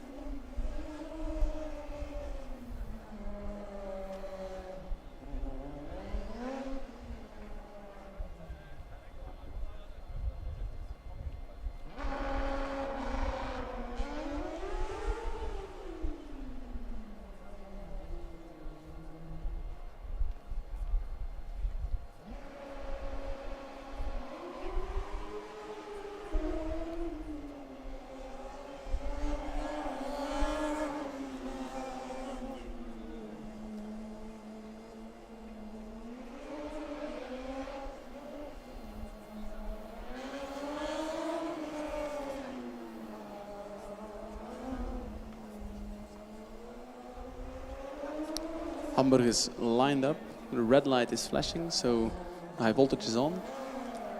The yellow light from the autonomous system is also on, which means it's ready.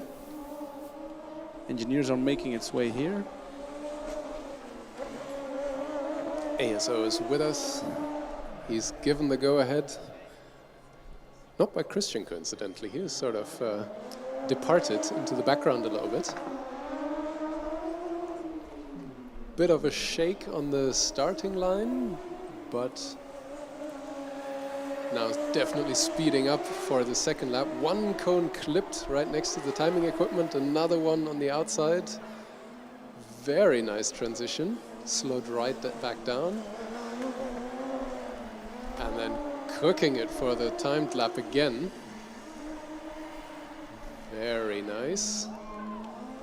Coming to a stop with a solid blue light. That's a valid run. A valid run and a time of, before any potential cones, 5.237, which would have been the fastest time of the day, but I think accounting for the 2 cones they hit, they might be second behind Karlsruhe. But again, everything we're saying is completely provisional. In any case, a very, very good lap, especially the left hand. And given as this is their first attempt, still quite a bit of room to improve. Yeah, looking forward to see that again, maybe with some tweaks, so that the cones stay where they're supposed to next time around. Trondheim has made it to the starting line. for their first run of the day. In the second run queue, like we already mentioned, is Napoli, and right behind them, I see an Italian flag, Milano, in fact, yeah. It was a super interesting run from Hamburg. They actually turned left to steer into the first right in the skid pad, which I think is very ambitious. Yeah, it's always good to see when you start to see the driverless cars do things that you would normally only expect a human driver to do. And he also had to calm down a bit after the switch, just like relax a bit, but then it was full throttle again, and yeah, lap times show the speed of the Hamburg car.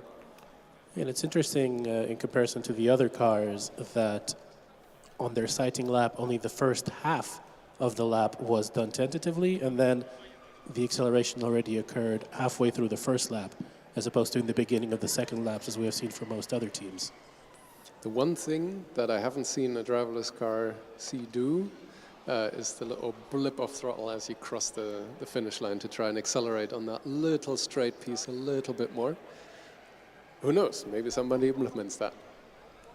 Yeah, still over an hour to go, so maybe somebody will finally grant you that experience, Jonas. There's a first time for everything, of course. Do you know if there are any additional cars that have made it through the technical inspection? Well, Trondheim has not done any runs yet, so they're definitely a new site for us today. And let me just check through the rest.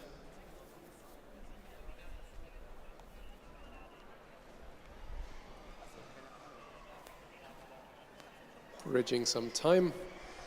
The ASO is on the phone, so apparently there's some remote telemetry going on as he joins us up here on the stand. Officials are giving the go-ahead. They can engage.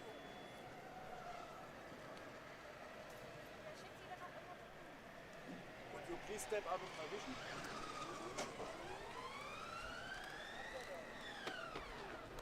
Similar failures we've seen before, the car just going straight through. That's unfortunately an aborted run, a DNF. The first run, Trondheim not going quite as planned. They have a second chance today though, and just over an hour to do so.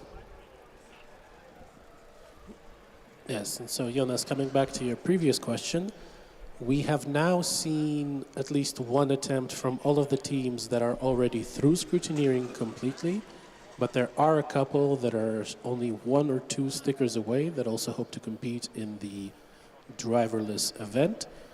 Wolfenbüttel Ostfalia is half a sticker away from what I can tell. Ulm has mechanical and brake test to complete. Delft has to do, well, Delft we have already seen, of course, but they need to redo their mechanical inspection after their encounter with the timing equipment on their first attempt. Augsburg only has their brake test left. The rest of the stickers they have already received. And from what I can see, Lausanne from Switzerland needs their mechanical sticker and their brake sticker. But I assume since they have the tilt, rain, and autonomous stickers, they had passed mechanical before and might be doing some rechecking at the moment. Yeah, depending on the situation within the scrutineering area, it might be a tall order to complete mechanical and 2 brake tests, one with a driver, one without, in just about an hour. Wow. But there's always hope. You never know. Yes, hope always dies last. Napoli has got their combustion engine going again, one of the 2 driverless combustion cars that we've seen here so far.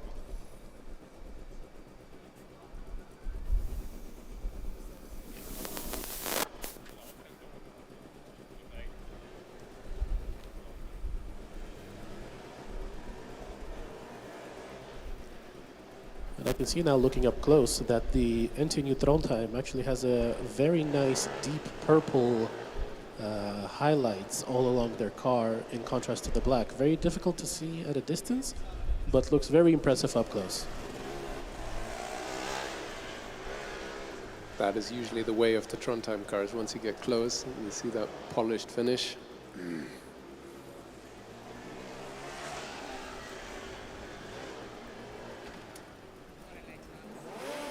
Napoli has received the go signal, and off they go.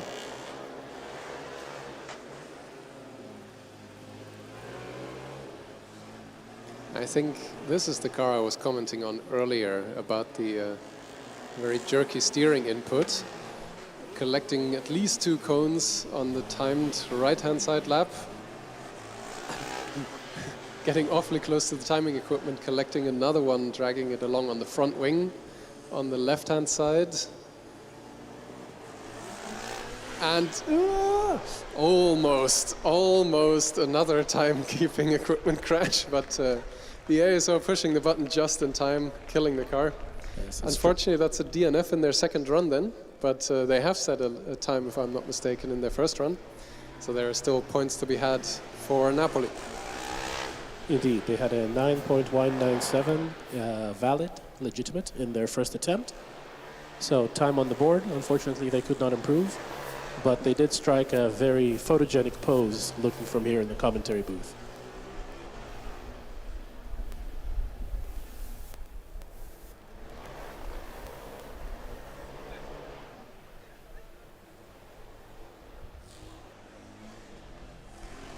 Looking over to the van next to our location here with the timekeeping guys inside.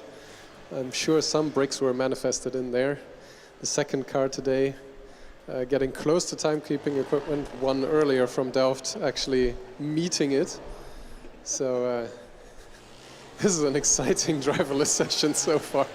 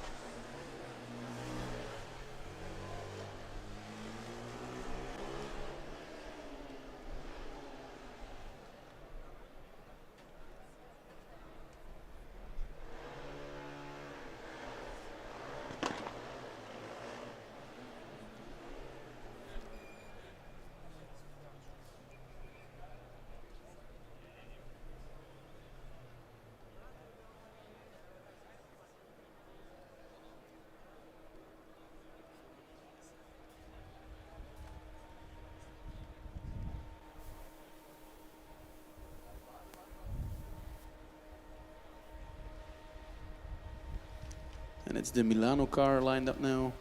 Engineers are making its way to our little tent.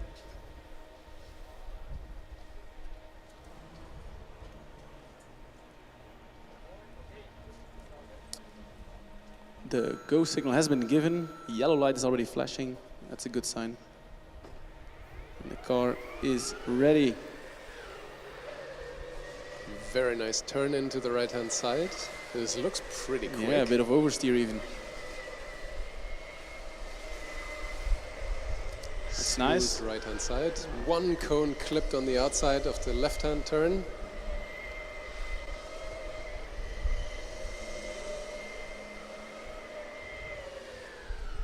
Coming to a stop with a solid blue light. So it's a valid run. Not quite clean. One cone clipped as far as we can tell.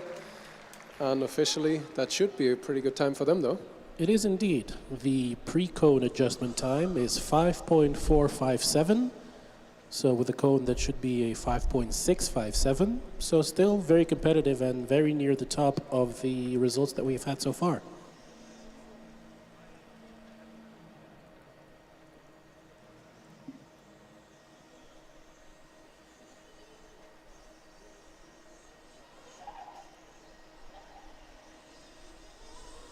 It also improves their previous time of 5.8. So a good job to the team.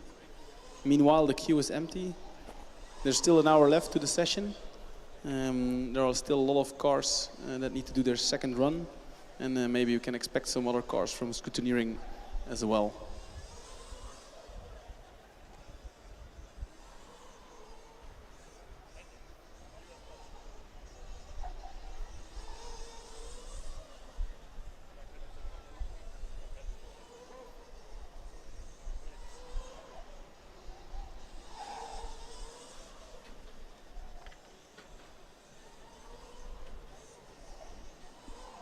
Right, so we have exactly 1 hour to go on the driverless skid pad. Not seeing any cars lining up for neither the first nor the second attempt in the queue at the moment. But as it often is with Formula Student, there is a frequent flurry of activity in the last 30 to 20 minutes of driving events. So hopefully we're still going to see some cars joining us later. Yeah, I would still really like to see Aachen again. Try it with as much fury as they did for their first run, which was a DNF. I would hope that Delft makes their way back after the damage that they got crashing the timing equipment in the very first run of the day today. But other than that, I think pretty much everyone else got a run on the board at least. You'd want to see them with some e-fury Ikes. Exactly that.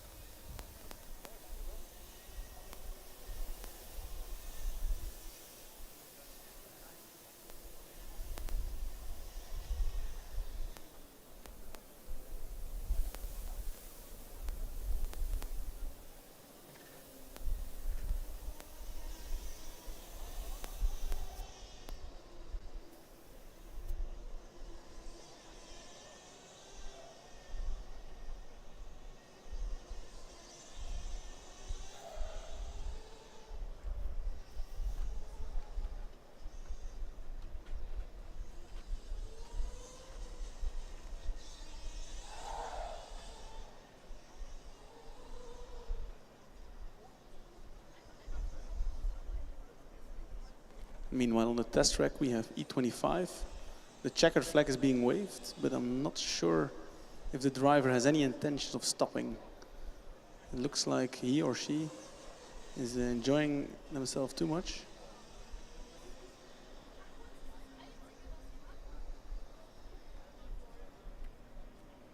And there we go. The checkered flag has been seen on the test track.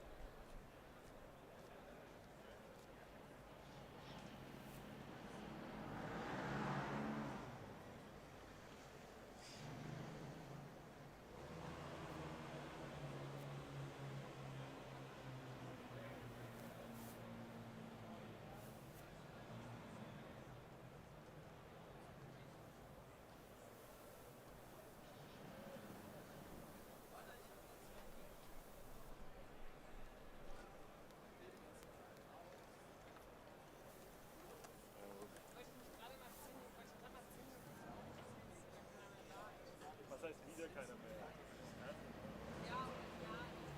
Hier was für die Lost and Found Area. Der falsche Moment für ein bisschen ausgesehen. Sieht italienisch oder Ist auch italienisch. Aber das so steht was drauf. gerade richtig gut in die Karten. Das spielt mir gerade voll in die Karten, ich hätte es verlängern wollen.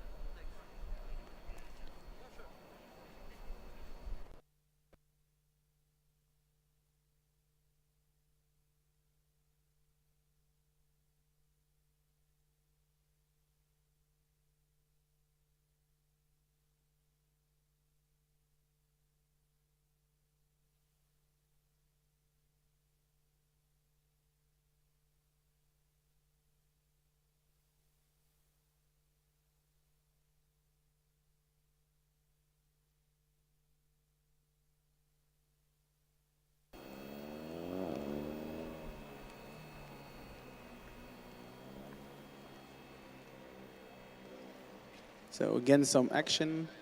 We have the 33 car from AMZ Zurich lining up for driverless skid pads, I should say. On the test track, I think we have one of the historic cars from Karlsruhe trying out their car. Get some shouting from the grandstands, that's nice. Yeah, maybe we can lose a couple of words over that. This year at Formula Student Germany is the last year that we will see the combustion class. That doesn't mean that no more combustion Formula Student cars will be built. It just means that they won't be driving here at FSG anymore. So in order to commemorate that, the FSG organization has decided to invite old combustion cars from years gone by to participate here in the same events that the current cars do as well. So there are some dedicated time slots in the coming days where we'll see those H-numbered cars running as well. Meanwhile, Zurich is all set up, making their way behind the barriers. They'll be setting off momentarily.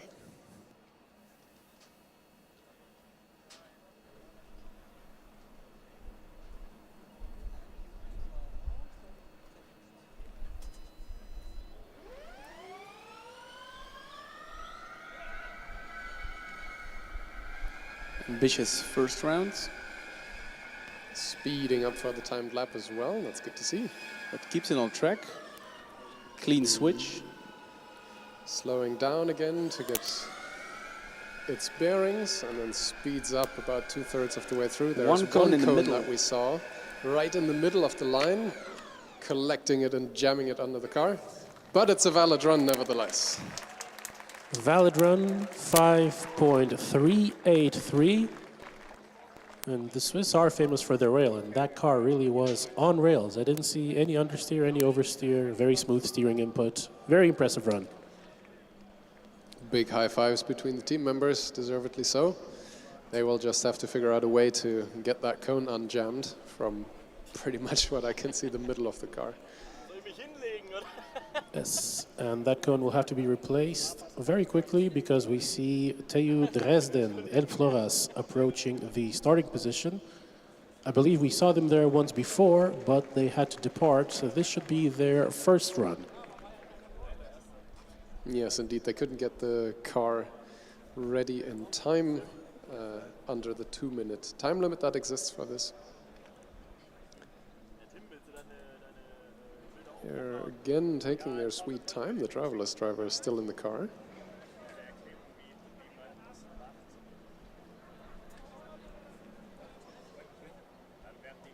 AMZ being given the hurry up since there is a bit of a queue forming again. Karlsruhe is coming back as well, slowly pushing to the front of the second run queue. And remember, it was Karlsruhe with a 5.3, which I think, if I remember correctly, is the second best time. So maybe they can improve and actually beat the 5.2. This is currently the best time at the skid pad. Yes, the 5.2 set by Hamburg. Excluding cones, of course. All the times that are shown in the timekeeping are always without cones. Any penalties will be applied at the end of the day and reported on later. So anything that we say here about times and who is first and who is second is always unofficial. We are just the peanut gallery providing some entertainment here. Good news for Dresden, though. It looks like they got set up in time this time. But weirdly, one of the seatbelt is sticking out. I'm not sure if that is intentional. Maybe it's to offset the center of gravity to one side as you fling it around. Not sure that would fling it to the correct side to make a difference, though. And I don't think it's long enough to catch any cones. It will be fine. They have been given the go-ahead. Very swift start and the same failure that we've seen from 2 other cars now already. It just goes straight, this time collecting a bunch of cones. And the blue flashing indicating that this is completely aborted. I do think that they should have a second run available for them today, though. So behind Karlsruhe joining in is Budapest. Remember, Budapest was the car that did a rerun, which I think was unsuccessful. So hopefully this is now their second run, their official second run. Hopefully they can make it clean and actually score some points on the driverless skid pad.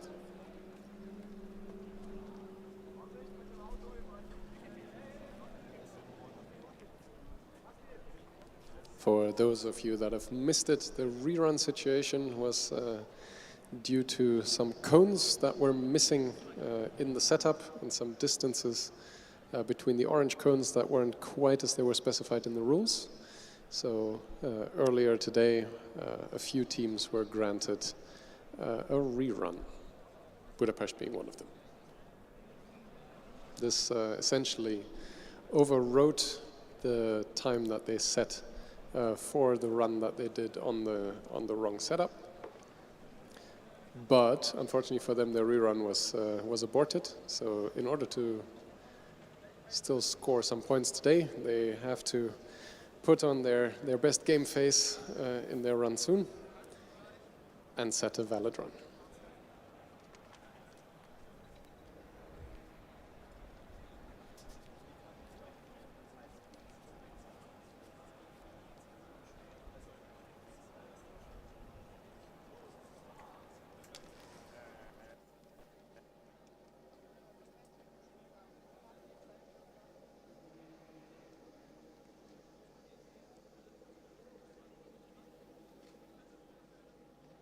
Kit is all set, ready to go, making their way to safety. Dresden is also cleared away. We have a clear track for some fast times. I'm excited to see this. Maybe they've turned it up a notch compared to their already fast first run.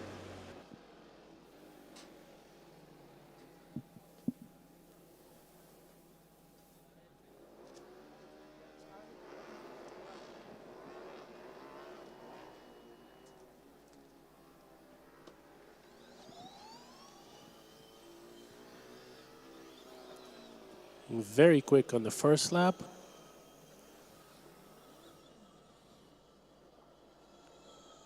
Right-hand side is clean so far. Very clean. No cones, coming to a stop. And wow, that is a 5.053. That's an extremely fast driverless time. Solid blue light means this run is valid as well. No cones that we could see anyway. Congratulations, Karlsruhe.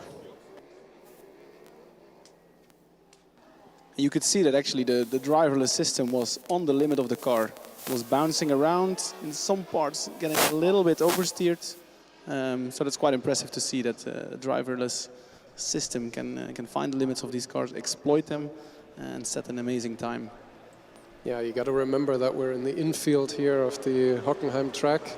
This is basically a parking lot when it's not in use by FSG. So there are a lot of ups and downs, bumps and scrapes on this tarmac surface here. So it's anything but perfect. And yeah, the car being able to cope with this and still set a fast time, very exciting to see. Next up, like we already mentioned, Budapest for their third run of the day, but the second run that will actually be counted.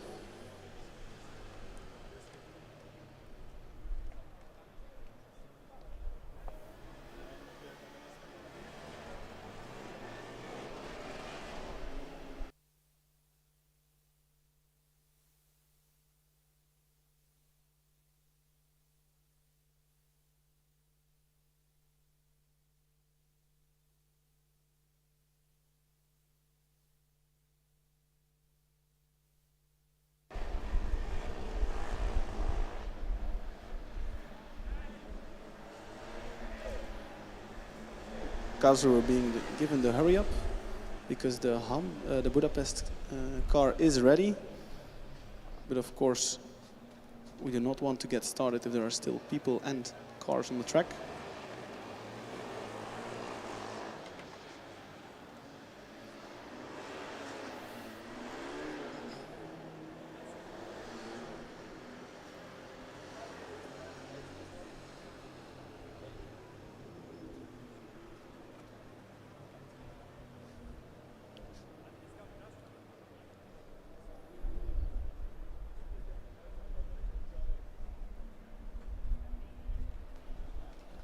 But the Budapest car is ready. We are waiting for the official to give the go.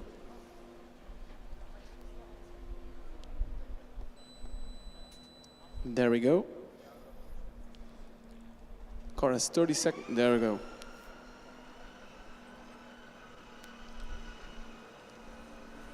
It's a nice and steady first right-hander. Speeding up slightly for the timed lap. But clean. Yeah, it used to catch some cones at this stage already. Yes. Left hand, 1, 2, 3 cones. Trying again faster. The timed lap was clean, but the cones remained down nevertheless. A valid run. So that means they have a time on the board, even though they were 3 cones that I can see anyway collected on this one. Yes, and the time on the board is a 6.256. So with 3 cones, that would turn into a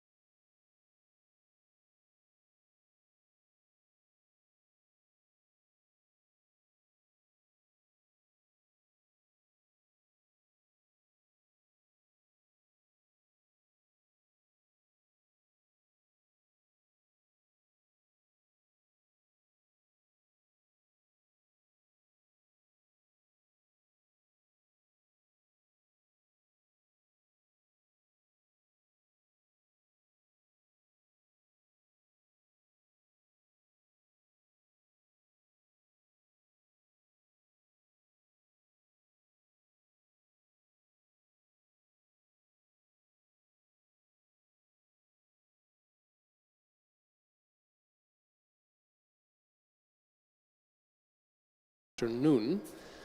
Delft is back, but by the looks of it, without a front wing. Must be that the damage sustained by crashing into literally all of the timing equipment that we have out here on track was too great for that wing. And they're going to attempt to run without it. well, too great to be repaired and re-scrutineered before the closing of the DV skid pad, I'm assuming. Yes, indeed. They had lost their mechanical inspection sticker. But the pace of the queue has also not been the greatest. It takes quite a while for the cars to move around. The Stuttgarts blocking each other slightly as they maneuver around the starting line. I can see Tallinn rejoining the queue right behind Delft as well. It is getting very busy. Delft might have an advantage though. They still have their rerun of their first run. So with a little bit of luck, they are actually in fact in the first run queue and will get priority over the other cars that are in the second run queue right now. Indeed. Would you say not having a front wing helps with not hitting cones, gives you a little bit more wiggle room? Usually, I wouldn't say so, but you never know with driverless. The wheels behind the front wing are usually just as wide, or maybe ever so slightly less wide as the front wing itself. Helps with weight, I guess. I feel like driverless cars tend to hit cones on the outside more often, while with the driver, so the manual version, you usually see cones being hit on the inside. And maybe on the outside you have a bit more radius if you have a front wing, so it might actually have an effect. Yeah. Matti, I believe you have driven skid pads before for the Delft team. Maybe you can share some experience. As a driver, how would you approach a skid pad? What would you be on the lookout for? How would you tackle that challenge? How have you tackled that challenge in the past?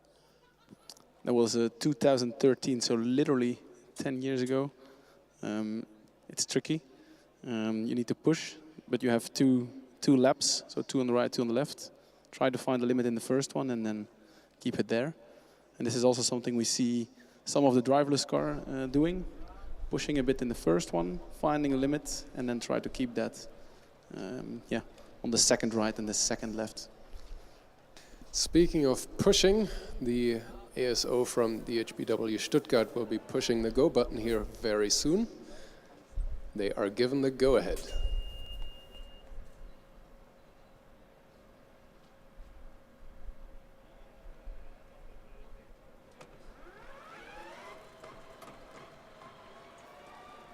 A very peaky throttle input by the sounds of it. But the car has settled down.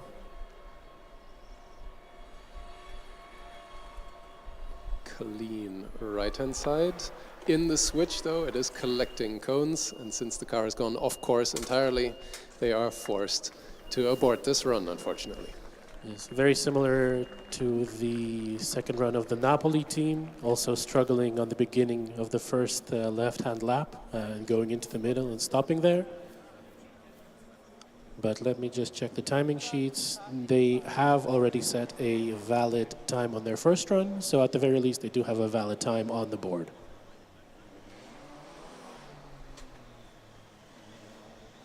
What I also noticed just now is the curvature on the end plate on the rear wing, which is super interesting. Yeah, instead of the normal end plate, this has quite the wow to it towards the inside. Eindhoven, meanwhile, lining up. They had a very good time. Was it 5.2? Was it 5.4? Don't recall immediately. Igor will look it up for me. It was a 5.5. 5.5. I think they can improve a little bit and maybe snatch away the first place. Who knows? Yeah, well, this position is very advantageous to see what is going on the skid pad itself. We unfortunately can't see the timing screen all that great, so we're relying on our phones for the online version. I think Matti snatching away first place from Karlsruhe, which was half a second faster, might be a tall order, but you never know. The Dutch are rather tall people, so maybe this is just a job for them.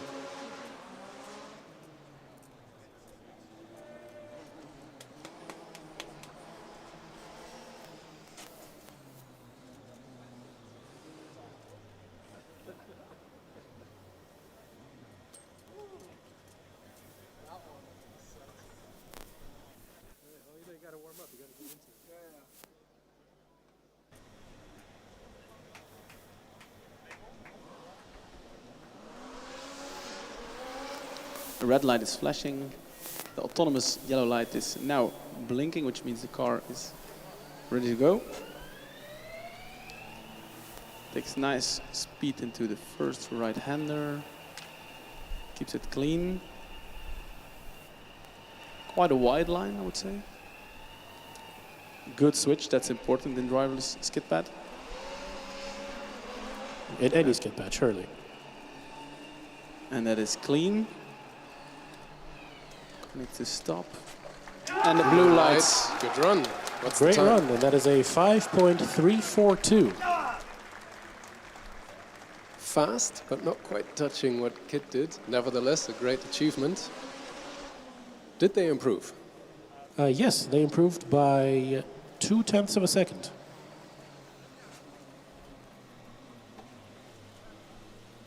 I am seeing the second run queue moving. The Delft car is lined up in the first run queue, but there is still some discussion with the officials going on. Being pushed to the start line now is TU Valéncia, the second combustion driverless car that we have here this year. Just like the manual driver cars, this is a dying category, basically. The last year that we will see driverless combustion cars at FSG. And you say the second, it is the second of the ones that have passed scrutineering and are eligible to do the driverless kit pad today.